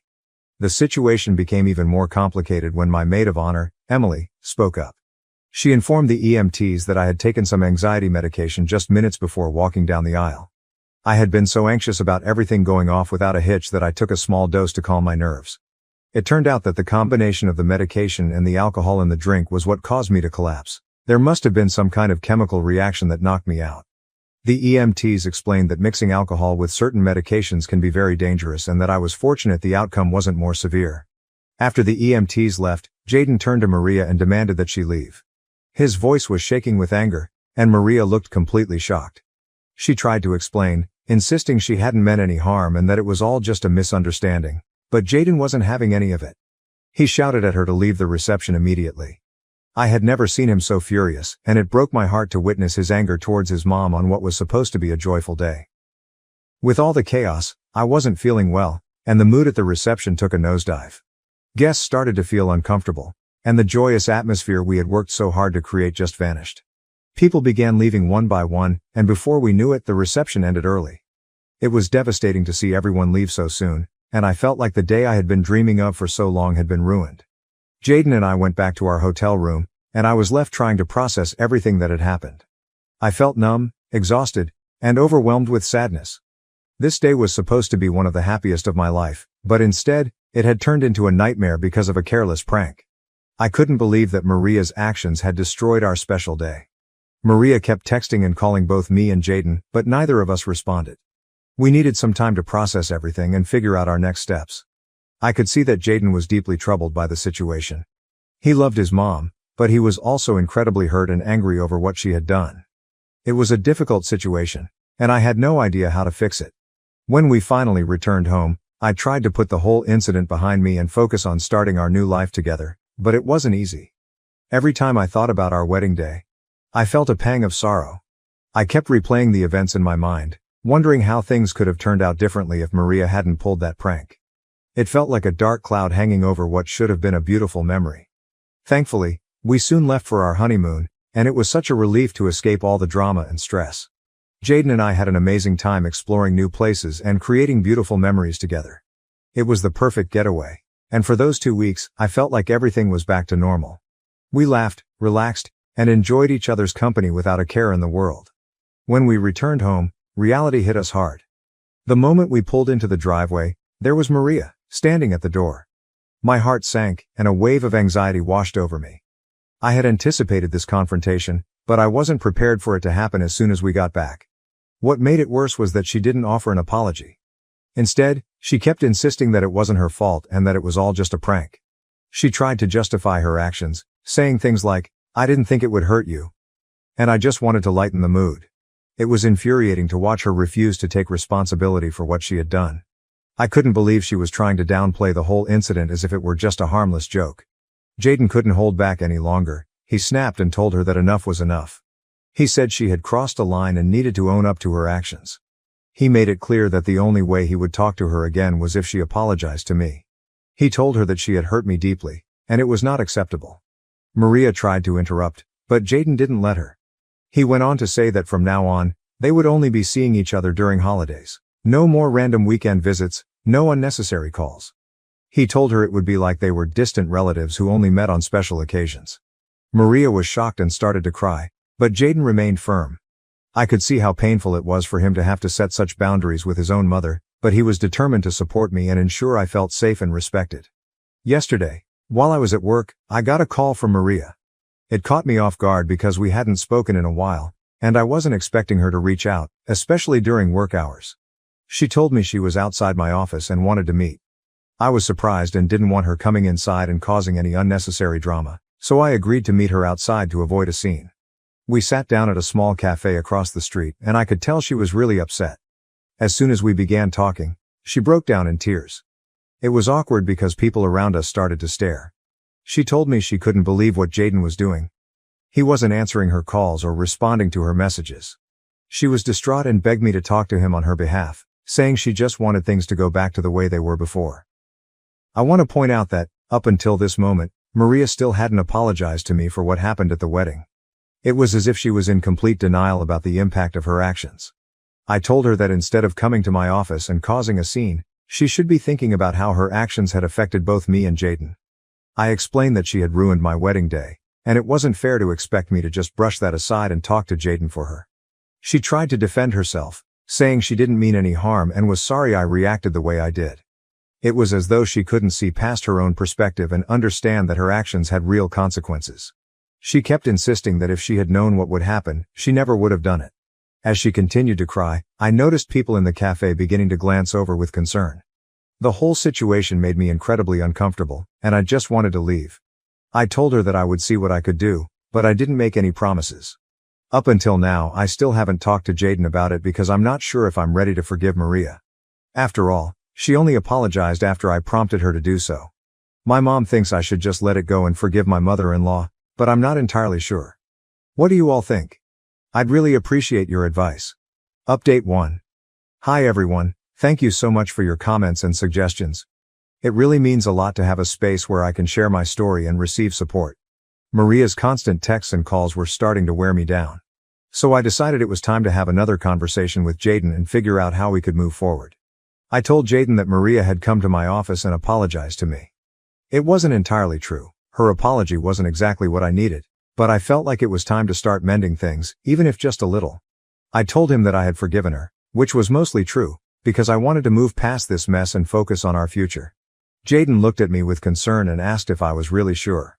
I assured him that I was ready to move on, but we needed to set some boundaries with his mom to avoid any more drama. He seemed relieved that I was willing to forgive her, but he also recognized that this wasn't just about me, it was about us as a couple and our need for peace and stability. After our talk, Jaden texted Maria, letting her know that he was glad she had apologized to me and that we were ready to try and move forward. However, he also made it clear that the boundaries we set before still stood: no more dropping by unannounced, no more constant calls, and no more overstepping her limits. He told her that we needed some space to focus on our own lives.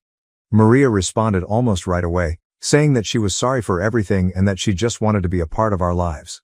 She promised to respect our boundaries and give us the space we needed. I still have mixed feelings about the whole situation.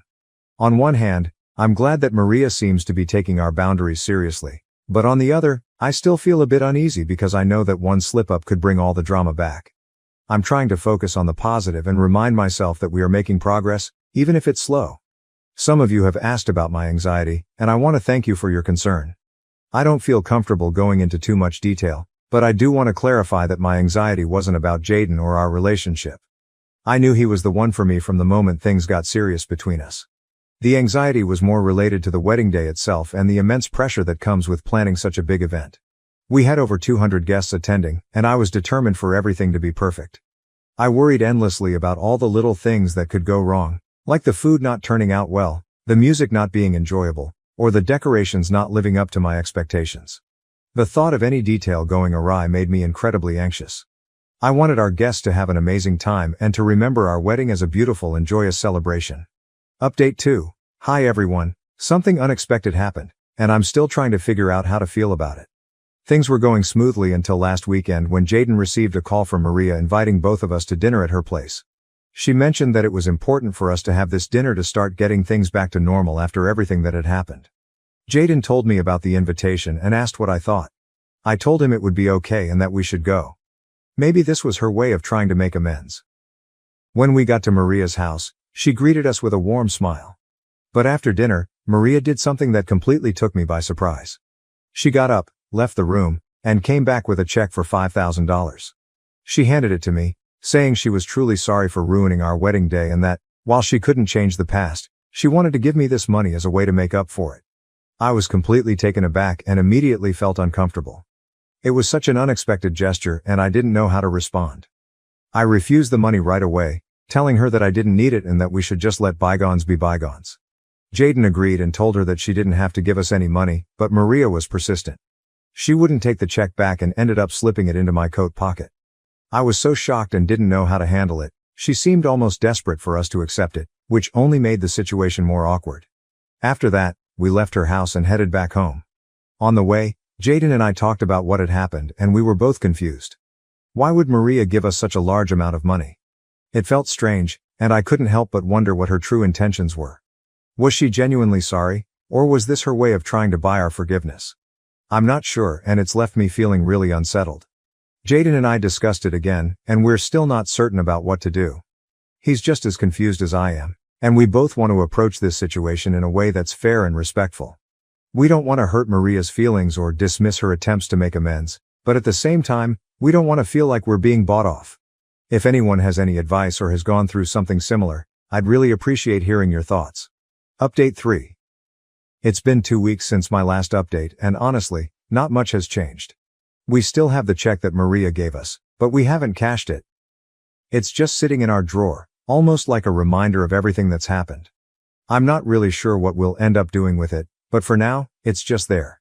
As for our relationship with Maria, things are pretty much the same. We're all in this holding pattern where we're trying to be civil and respectful without revisiting the past too much. She's been respecting our boundaries, which has been a huge relief. She doesn't show up unannounced anymore, and the constant barrage of texts and calls has stopped. It feels like she's genuinely trying to do better, and that gives me some hope for the future. Jaden and Maria still talk on the phone regularly, and their conversations seem to be positive. I'm relieved that their relationship hasn't suffered too much from everything that happened. I also talk to Maria sometimes. Our conversations are polite and a bit formal, but both of us are making an effort to keep things friendly. I think this will be my last update for a while.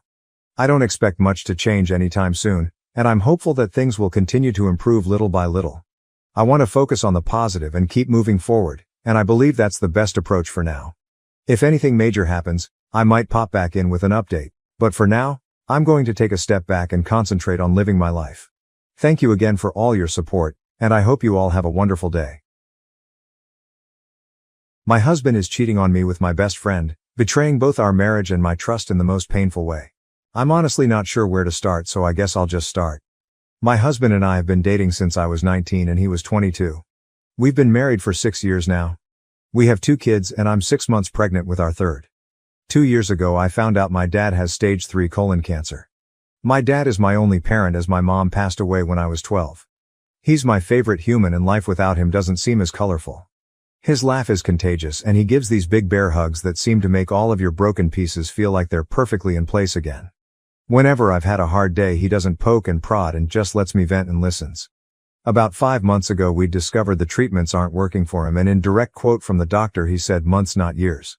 Since then he's gotten progressively worse and now is losing memory. He looked at the dog he got for me on my 21st birthday and said, "Wow, that's a nice dog. Where'd you get it?" My husband has been my absolute rock. He has been there for me, holding my hand and helping me through this. He's been so loving and attentive to both my kids and I. Don't get me wrong, I am a mother first always. I don't allow myself to wallow. My kids are still loved, cared for, played with, and I haven't let my load slack around the house. Once my dad got his updated prognosis, my husband encouraged me to quit my job. About a month later we discovered we were pregnant again, and I still hadn't let go of my job. I kept holding out for some reason. After finding out I was pregnant again, he assured me it was still okay to quit my job, that honestly it would save us a small fortune on daycare costs anyways. So I did. I quit my job. My best friend and I have been friends since diapers. Her family is like my family and vice versa. My mom and her mom grew up together. We've always been solid, and right after my dad's appointment, when we found out he had so little time left, I drove straight to her house and she held me while I cried for hours. If there are soulmates in friend form, she was mine. Thick as thieves, is what my mom used to say. This morning as I was up with my 3-year-old, he's sick, my husband's work alarm was going off. He has a few he sets, so I turned that one off and gently woke him up. He said he was up late working, so he took the morning off. Rolled over and went back to sleep. As I went to turn off the remainder of his alarms, I saw a text from my friend on his lock screen that said, "I'm assuming since there hasn't been an angry pregnant lady on my doorstep, you haven't told her about us yet?" Time froze at that moment. I took his phone and walked away and just read their conversations. 4 months this man has been fucking my best friend. 4 months these people have been lying to my face. And I know what you're going to say, you should have seen the warning signs. But I've been clutching this phone in my hand for 2 hours and nothing. He has been so loving and attentive to me, but he always has been. So kind and gentle. There have been no late night work nights except for once in a blue moon. There has been no lingering touches between them or even glances. They act as they have since the day I first introduced them. How sick is it that she calls him her brother but she screws him? I know so many people get a moment of clarity in situations like this, but I have none. Aside from being sad about my dad, I haven't changed. I'm still a loving wife and mother. I still doted on him and my children. I talk to him about how he is doing and how his day is every freaking day. I haven't allowed the ground to swallow me whole. I know what I have to do now, but I just don't want to. I'm about to lose my family and my support system in one blow. I'll confront him tomorrow. Today I just need this last 24 hours of peace. As for her, I won't give her the satisfaction of a response. I don't care why she did it. She did it and it's done. I was always the friend who cleaned up her messes. After today I will cut her out of my life like she never mattered at all. This has to be the hardest storm I'll ever weather, but damn it, I know it'll sail through it. If not for me, for my children. Update 1. A small update about everything going on since my kids are now in bed for the night. I spent the morning gathering everything I could and making a checklist. I sat in my office for the better part of the morning telling my husband that I was preparing things for my dad. Not a total lie. I did have to get him sorted with hospice today. My boss would be happy to have me back, however my lawyer said pump the brakes on that idea for the time being. However, my old boss did tell me that whenever I'm ready, the door is open and to just give her a call. He does not have access to my inheritance from my father, nor my mother. My lawyer assured me that. I didn't mention her in the post, but my mother-in-law is an absolute angel. I love and adore her so much, and she's always been a shoulder to lean on. After he had gone to work for the afternoon, I asked my now ex-best friend's mom and my mother-in-law to meet me at my dad's house. My kids were outside playing with my now ex-BFF's older brother. I just handed them the screenshots, saving them from the unsavory pictures and sex tape, though I did tell them it existed. To say they were furious was an understatement, and they are on my side completely. Angie, my now ex-BFF's mom, is ready to cut contact with her daughter completely. She kept repeating how sorry she was. We hugged and cried together. My mother-in-law told me she couldn't believe she raised a spineless, terrible human. That no matter what happens I will always have her, and as far as she's concerned she doesn't have a son, only a daughter. After an in-person meeting with my lawyer we went over finances, logistics, and everything you could think of. She has all of the proof and she's out for blood. With this post now on TikTok, I don't want him to find out by an app because one look at the story and he'd know it was about him. With permission from my lawyer. My ex-BFF, her mom and dad, my soon-to-be ex and his parents will be having a get-together tomorrow. By the time they're sitting down and showing them everything and that I know. My dad, my kids, and my ex-BFF's brother, he's coming to help me juggle the kids, and my dad, being big and pregnant doesn't help with mobility, will be at my dad's cabin a few hours away enjoying time and space. I know a lot of people were hoping for me to get revenge or do psychological warfare, but honestly after my kids went to bed I took a shower and just broke. I don't have the strength or energy to dish anything out. I just want out. Pretending like everything was okay today was too exhausting and I just don't want to do it. Once he finds out tomorrow I'll update with the aftermath, as I'm sure it will be huge. As for now, thank you all so much for your kindness, warmth and support. Truly. Your words have helped give me the strength to keep my head above water. I appreciate every single last one of you for everything. Update 2. For my typing's sake, I'm going to give everyone fake names, so for context, mother-in-law and father-in-law, Ruth and Joe ex-best friend forever parents. Angie and Bob ex-best friend forever. Jess soon-to-be ex-Tyler. Ex-best friends forever brother, Jake. And I'll just refer to my dad as Dad. I have a few things I want to get through so I'll just summarize as best as I can, and if you have any questions I'll answer in the comments. To get this out of the way because to me it feels important. Yesterday I scheduled a same-day appointment with my obstetrician gynecologist and got tested for just about every STD/STI out there. I got the results back and they were all negative. There's a few that take up to 2 weeks to get the results back for, so I'll be waiting on those. When I met with my lawyer I bought everything on my end financially wise, including the wills from both my dad and my mom, and I managed to get my hands on his financial documents. He stores his in his office in a locked box. I also brought over everything we had set up financially for my children. While I'm not totally sure if it's everything, I'm pretty confident I got most of it. My lawyer was happy I managed to get my hands on that much. Ruth even handed over her will to me from both her and Bob to ensure I was taken care of in the divorce.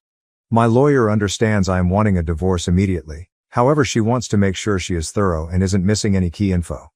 So hopefully I'll have actual divorce papers to give him in about 30 days. I'm not rushing her though, I'm letting the professional do her job. Now for the sit down. I asked Angie and Ruth to describe everything in detail on what happened. Angie, the revenge seeker that she is, forced them to sit through a slideshow she put together of all of the texts. I know a lot of you were concerned about one of them telling them sooner than later, but they were so secretive they didn't even tell their significant others about what was happening. Once the slideshow ended, Tyler tried lunging for Jess and Joe actually had to force him to sit down. Tyler was shouting profanities at Jess and telling her she will regret this. Jess started crying and begging her parents for forgiveness. Bob looked his daughter in the eye and told her he will never forgive her for this. Blood or not, she is no daughter of his. He didn't raise his daughter to be this person. Jess was always a daddy's girl, so I think that cut her pretty deep.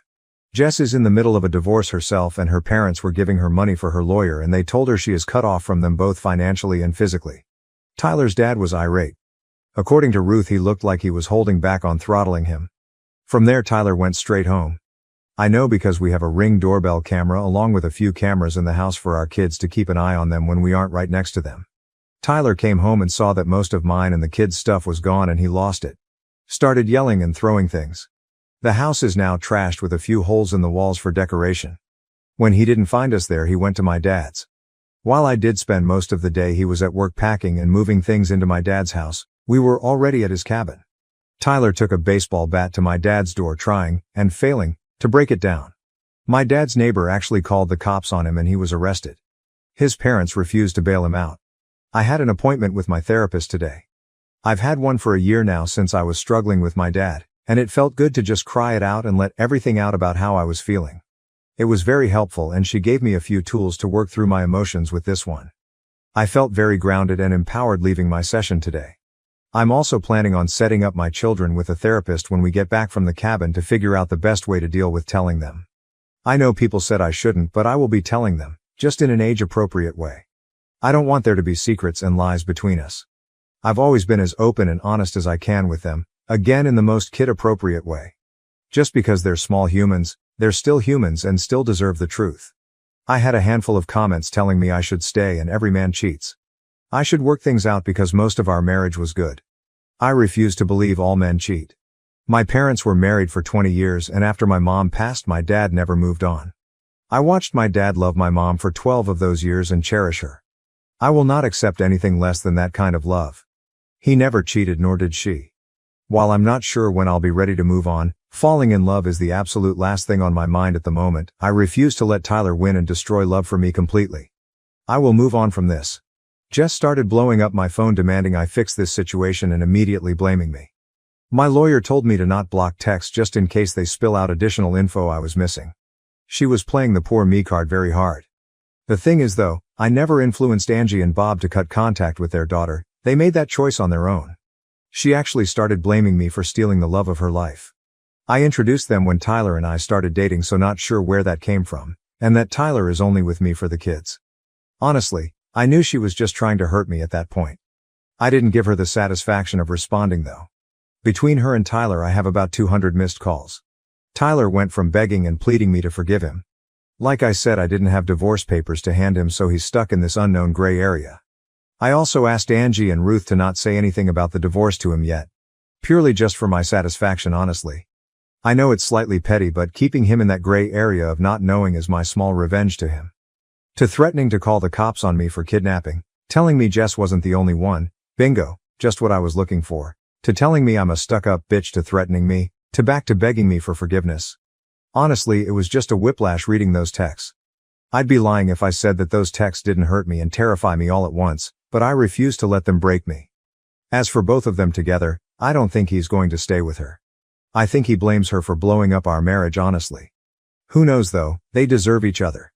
I was initially okay to do a 50-50th split with Tyler for custody, but after his reaction I don't feel comfortable with that, so I'll likely be going for full custody. Jake has about 30 days of leave he's saved up, and he's going to be using them to help the kids and I get settled at my dad's house, and honestly to be there in case Tyler tries showing up going crazy again. He's been such a big help to the kids and I lately, and I'm forever in his debt for this. Last night after the kids went to bed he hooked up his Xbox and we played a game called Diablo 4 together to help me take my mind off of things. It was fun. However, he did sort of confess that he's always had feelings for me somewhere in the midst of things, but also told me to not say or do anything back. He understands a relationship or anything like that isn't on my mind and won't be for a while. He isn't wrong, but just that he's felt that way since we were teenagers and just wanted to get it off his chest. Thank you again. Seriously, your comments, your support, your messages, all of it has been one giant breath of fresh air. Just knowing I have a whole online community willing to go to bat for me has kept me treading water these last couple days. Your comments have popped in my head when I felt like just giving up on leaving him because it's so hard, and gave me so many great points and helpful advice. I know I deserve more and I can't accept his actions.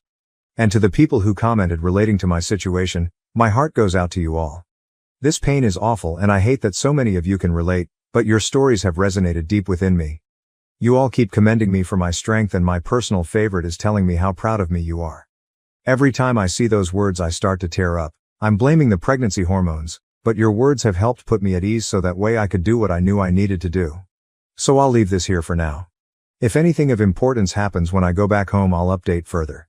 Thank you all, and I hope you have a wonderful evening. Questions in the comments. Hobbit Bones. I'm sure many of us would like to know, have you told your lawyer that you want to go for full custody? And have you saved those messages your soon-to-be ex said with threats toward you and your children? I'm sure you have, since you saved screenshots of messages the first time. You've handled this really well. You've done all the right things to gather evidence and protect yourself. I'm proud of you. And I really wish the best for you and your children.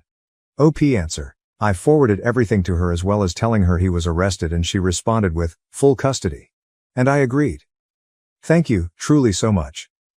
A comment deleted after an overwhelming number of downvotes faulted OP for taking her kid's father away from them. To this OP replied, I'm not taking away their father. I will not keep them from him at all. But yes, I will most likely go for full custody. Not out of bitterness or spite, because I could simply never be that person. There is zero excuse for punching holes in walls, and trying to break down my dad's door, threatening to unalive me, unalive our children. If he wants to see them I will allow supervised visits. Maybe in the future if he gets therapy and help for those thoughts and actions I'll allow it. For now my mind is made up.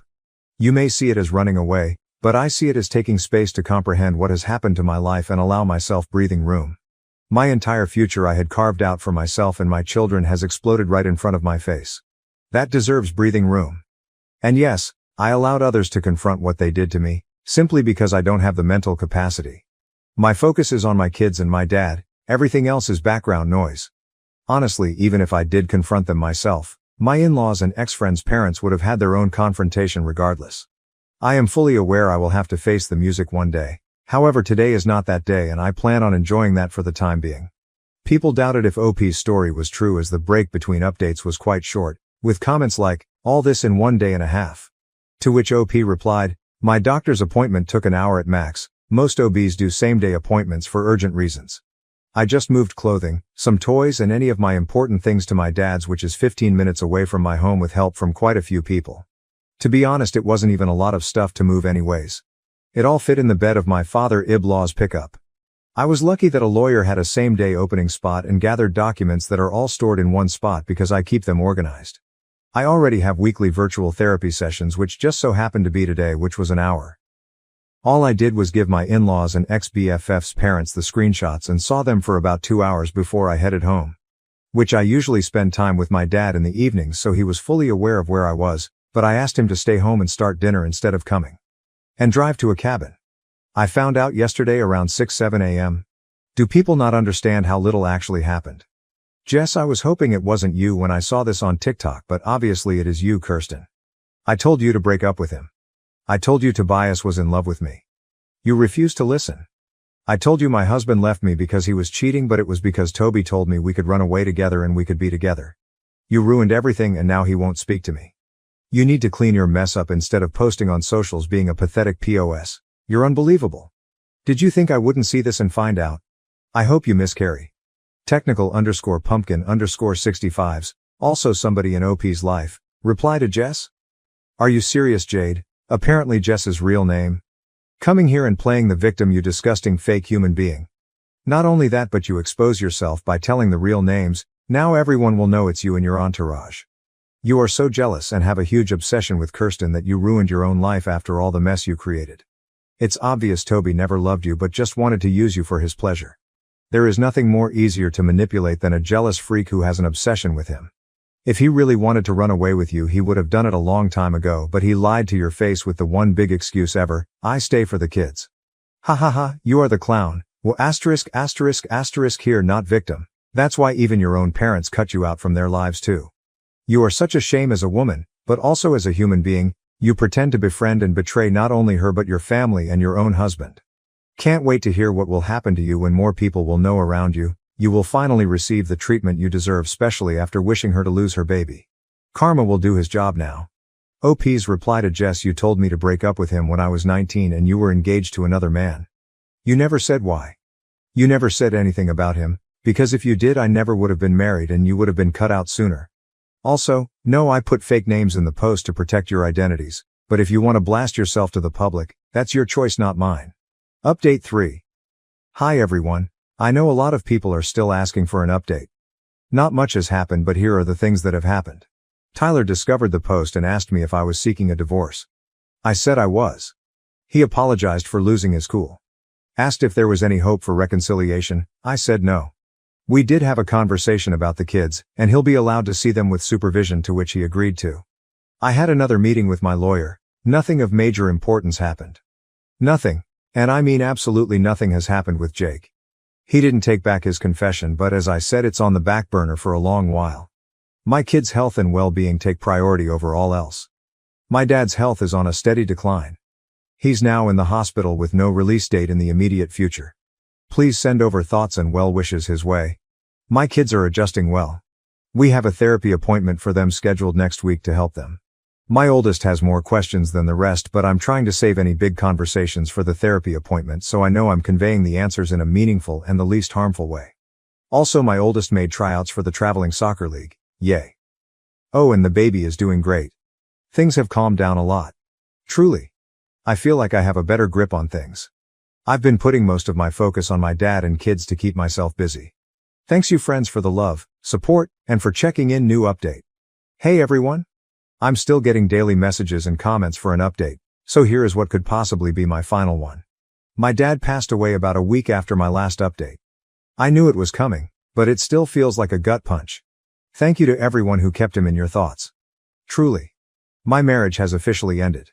Once Tyler, I believe that's the fake name I assigned to him. Please don't call me out if it's not. It's been a while. Discovered just how serious I was about leaving him. He became compliant and was willing to give me everything I asked for in the divorce. So my lawyer opted for a dissolution versus divorce. The process is a lot quicker and goes smoothly. As of right now, I have full custody while he works out his anger management and whatnot with therapy. I'm not sure if I'll ever trust him again with the kids, but I'm also in therapy, as are my kids.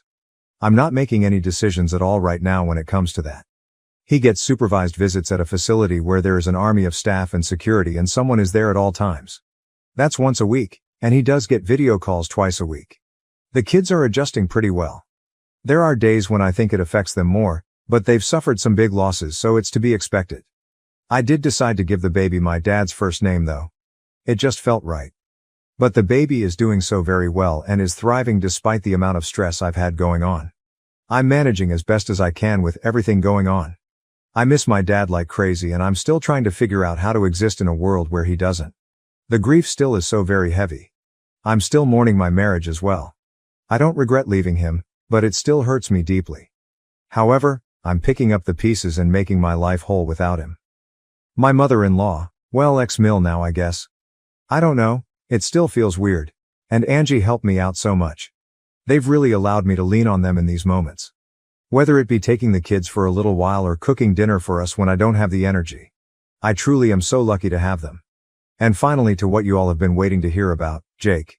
Jake is now back in California. He tried extending his leave but the military said no. It was truly wonderful having him there and helping me. In the first few days after my dad's passing, he picked up so much slack for me that I will truly never be able to repay him for it. He is so patient and kind. That being said, nothing has happened between us. Though he did hold me while I broke down after the kids went to bed quite a few times. But that's the extent of it. No kissing or anything like that. He does call me and text me multiple times a day. Right now I just don't have any room in my life for romance. I have so much grief and the weight of being a single mom has been heavy. He hasn't pushed me on it either. He let me know that he meant every word he said and that he's willing to just be my friend until I decide I want more, if I ever decide I want more with him. I wish I could be the girl that jumps in with both feet, but the betrayal from my ex is still fresh and I'm worried I would burn anything out before it started. So I asked for friends and time to process everything else in my life before I even consider processing a new relationship. He happily agreed. Oh, and Tyler and Jess are not a couple. Most of you were right, he left her high and dry. Though I don't wish misery on anyone, I'd be lying if I didn't say I get the smallest amount of satisfaction that her life went up in smoke. She's been blacklisted from her family. And I know a lot of you said it's weird that her parents did that, but if you guys knew just how deep my bond went with that family, it wouldn't seem weird at all. Angie is like my surrogate mom. She gave me the safe sex talk, the period talk, she listened to me cry about the boys who broke my heart, she held my hand while I delivered my kids. When she talks about me, she calls me her daughter. She knew my mom for practically her whole life. She held my mom's hand when she delivered me, and if anything had happened to both of my parents, she's who I would have gone to live with. My parents had that in their will. So with all of that being said, please just be kind to me in the comments. I put this off for a few days because of how hostile some people were, and the prospect of being called a liar doesn't sound too appealing at the moment. Again, I can't thank you for the amount of light and love I've received from you. I promise I read every comment and message, I just haven't had the capacity to respond. You have really helped brighten my days with all of your words of encouragement. I appreciate you all. I am so lucky to have an army of internet friends, you guys are the best. My delusional stepdad ruins my $900 prom dress out of spite. Now we're taking him to court for the damage, and the drama unfolds. My delusional stepdad deliberately destroyed my $900 prom dress because I refused to give his golden child son money for his prom outfit. He got what was coming to him. I've never posted here before, but I really need advice because I'm so upset and have no idea what to do. I'm only 17 and not sure if there's any legal action I can take. For some context, I live with my biological mom and her husband since my parents separated and were never married. I originally lived with my dad from the age of 2. He won custody in the custody battle, but he later lost custody after a severe work accident left him paralyzed, making it impossible for him to take care of me. I still see him every weekend and spend the entire summer with him. When I was 10, I moved in with my mom, her husband, and their 2 sons, one stepbrother and one half-brother. Ever since then, my stepdad has made it clear, both directly and indirectly, that I've disrupted their lives by re-entering my mother's life because I'm just another person they have to take care of. I've been working since 10th grade and have been saving up for my senior year in college since last year with the money from my job. My mom and her husband made it clear that my mom would only help with the basics like my graduation cap and gown, senior dues, and senior class photo. Everything else, like prom, I'd have to pay for myself. I earn about $400 every 2 weeks from my job, which I've been saving entirely. And I make extra money by doing nails, around $100 a week plus tips, which I use for spending money. Since it's my senior year and the last year of high school, I wanted to go all out for prom, so I set an $800 budget for my prom dress. My prom is in April, and I wanted to get my dress early since the really cute ones sell out fast. So, I went prom dress shopping in December and found a gorgeous dress that cost $890. It's dark green with a long train, rhinestones embedded into it, and glitter throughout the fabric. When I first showed my mom and stepdad the dress, they asked how much it was. My mom said she wouldn't pay for a dress that expensive, but I told them it was fine because I had more than enough money saved up to buy it and would still have plenty left, $23,000 to be exact, though only my mom knows that. My mom said I could get the dress and that it was very pretty. However, my stepdad said it was irresponsible and a waste of money, and that I should use it for better things like helping out the family and paying some bills, suggesting I get a cheaper dress for no more than $300. Mind you, both his sons own PS5s and multiple pairs of $200 plus shoes. Long story short, my mom disagreed with him, and I ended up getting the dress. She even contributed $150 toward it. However, ever since then, my stepdad constantly brings up that I should help pay for things around the house since I have so much money to throw away. But my mom always shuts him down, saying that I work hard for my money and that I already help out by paying for Netflix, Amazon Prime, and Hulu bills, while my 18-year-old stepbrother doesn't pay for anything. Last Saturday, we had a huge argument because my stepdad suggested that I should help my stepbrother pay for his prom, to which I firmly said, no. He later called me selfish and said it wasn't fair that I get an expensive outfit while his son doesn't. I guess I responded with some snark, saying, that's not my child or my problem. He then tried to complain to my mom, who sided with me, saying that if anything, he should pay for his own son's prom. Well, today, I woke up from a nap and noticed my prom dress was missing from my closet. It was right at the front, so I immediately noticed it was gone. I asked my stepdad if he'd seen it since my mom was at work, and he told me with a condescending smile that he was washing it. I immediately ran downstairs and saw my dress being washed on the heavy-duty cycle. I canceled it right away, but the damage was done. Most of the rhinestones had fallen off, the glitter had washed out, and the entire dress was mangled. I took one look at it, then threw it in a trash bag and left for my friend's house, taking the dress with me. I texted my mom and sent her pictures, but I'm currently at my friend's house, lying on her bed. Her parents hung the dress outside to air dry so that my stepdad can't blame them if it was dried in the dryer. I know he did this to spite me because he never washes clothes, cooks, or does anything around the house since he considers himself the man of the house, so there was no reason for him to be washing my dress, even if it needed washing. Is there anything I can do? I realize neither of them can replace it, considering their difficult financial situation. I'll keep you all posted when mom gets home. So far my stepdad has called twice, but I haven't picked up, and my mom's at work and unable to take calls. Edit. I'm not sure how to add updates, so I'll just include an edit. My mom and I just spoke on the phone, and she's furious and on her way home. My friend, her dad, and I are heading to my house now, and my mom said she was going to call the cops as soon as she finished talking to me, so they might be there by the time I arrive. We've taken pictures, and my uncle, who is my mom's brother, will be over by 8 because I contacted him while he was at work. I've been considering your suggestions about withdrawing my money from my account, and I discussed it with my dad, who told me I could stay with him. Edit/update 2. When I got home my friend stayed in the car while her dad walked me in and my stepdad was already gone. However, the police were at the house. As of now, the police said they couldn't really arrest him because it's not like he technically stole anything. It's hard to explain, but basically, they said that because he washed the dress and didn't keep it, it's not considered theft. They suggested I could get a confession and have him pay or take him to small claims court. Also, the dress is non-refundable if damaged, so I can't return it or anything. While explaining everything to my mom, I got flustered and started crying. And she hugged me as I cried and told me that he's going to pay for this. This financial issue has been an ongoing argument, and I think he just pushed her too far this time because she's really angry. I also talked to my uncle, and he's off work and on his way over. Apparently, My uncle and stepdad have a rocky history since my stepdad has mouthed off to him in the past. When I explained what happened, my uncle reassured me that everything would be okay, and if needed, he would buy back the dress before it sells out, so I'll still have it for prom. He does expect my stepdad to pay me back one way or another, so it looks like I'll probably end up with my dress for free. Maybe that's a small victory. I'll likely update more later tonight, but things seem to be heading in the right direction. Edit. To clear up any confusion, I pay for the streaming service bills because I really want to watch the shows on those platforms, and my mom works hard but doesn't earn enough to afford those services on top of everything else. So I offered to pay for them so we could have them.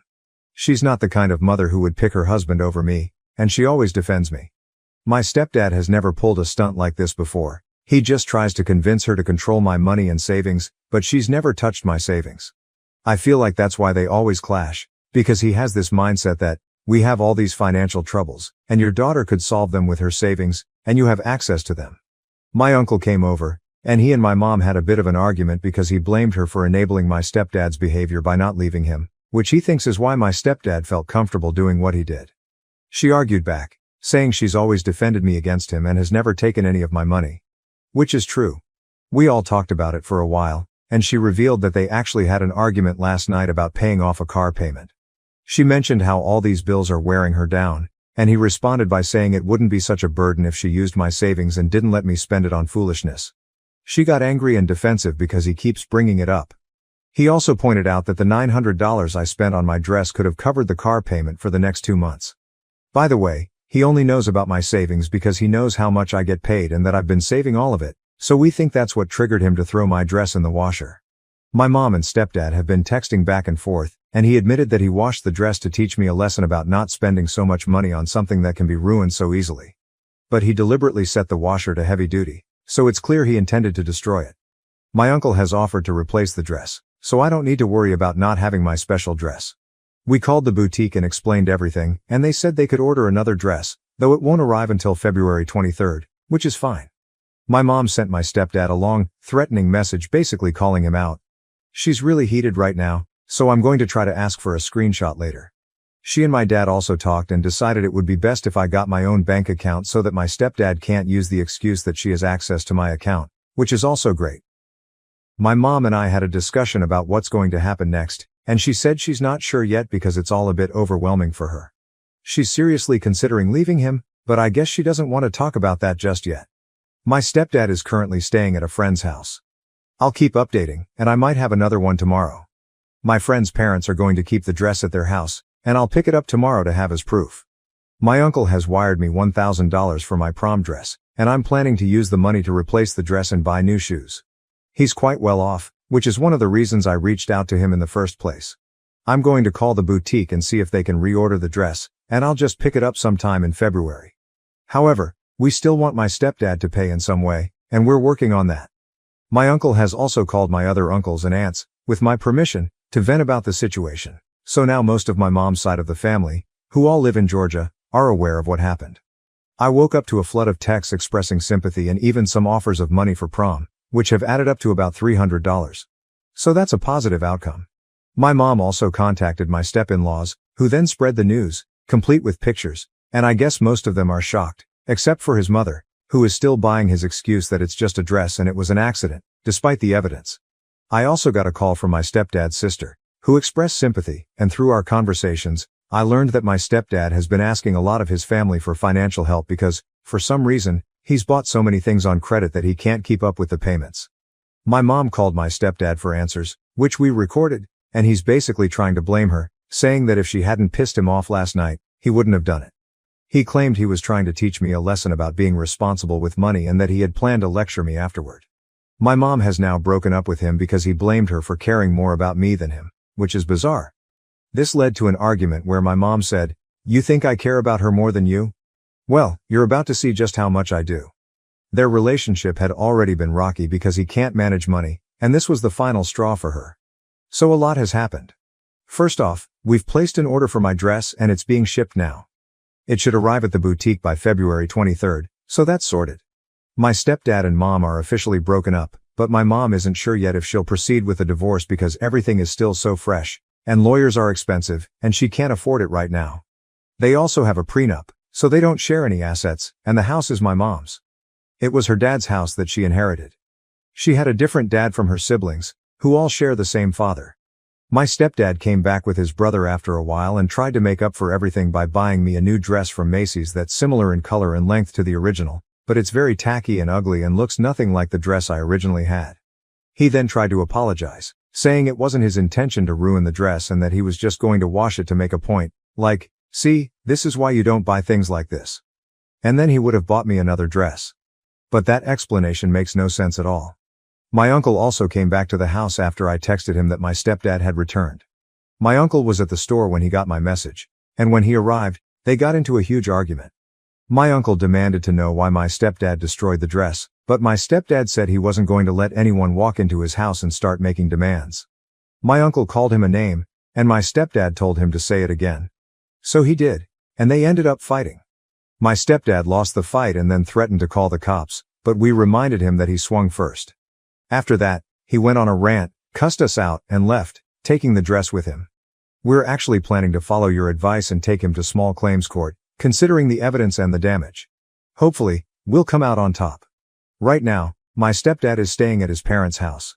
For those curious about my brothers, here's an update. My 15-year-old half-brother was at his girlfriend's house since Friday, so he missed all the drama, but he reached out to me today. I love him so much. My 18-year-old stepbrother, on the other hand, has basically taken his dad's side, so there's not much more to say about that. Also, for those who suggested changing the streaming passwords, I've done that, and my mom and I are going to set up a new bank account for me later today. Thanks so much for all the support. I'll keep you updated as we make plans and hopefully get a favorable verdict.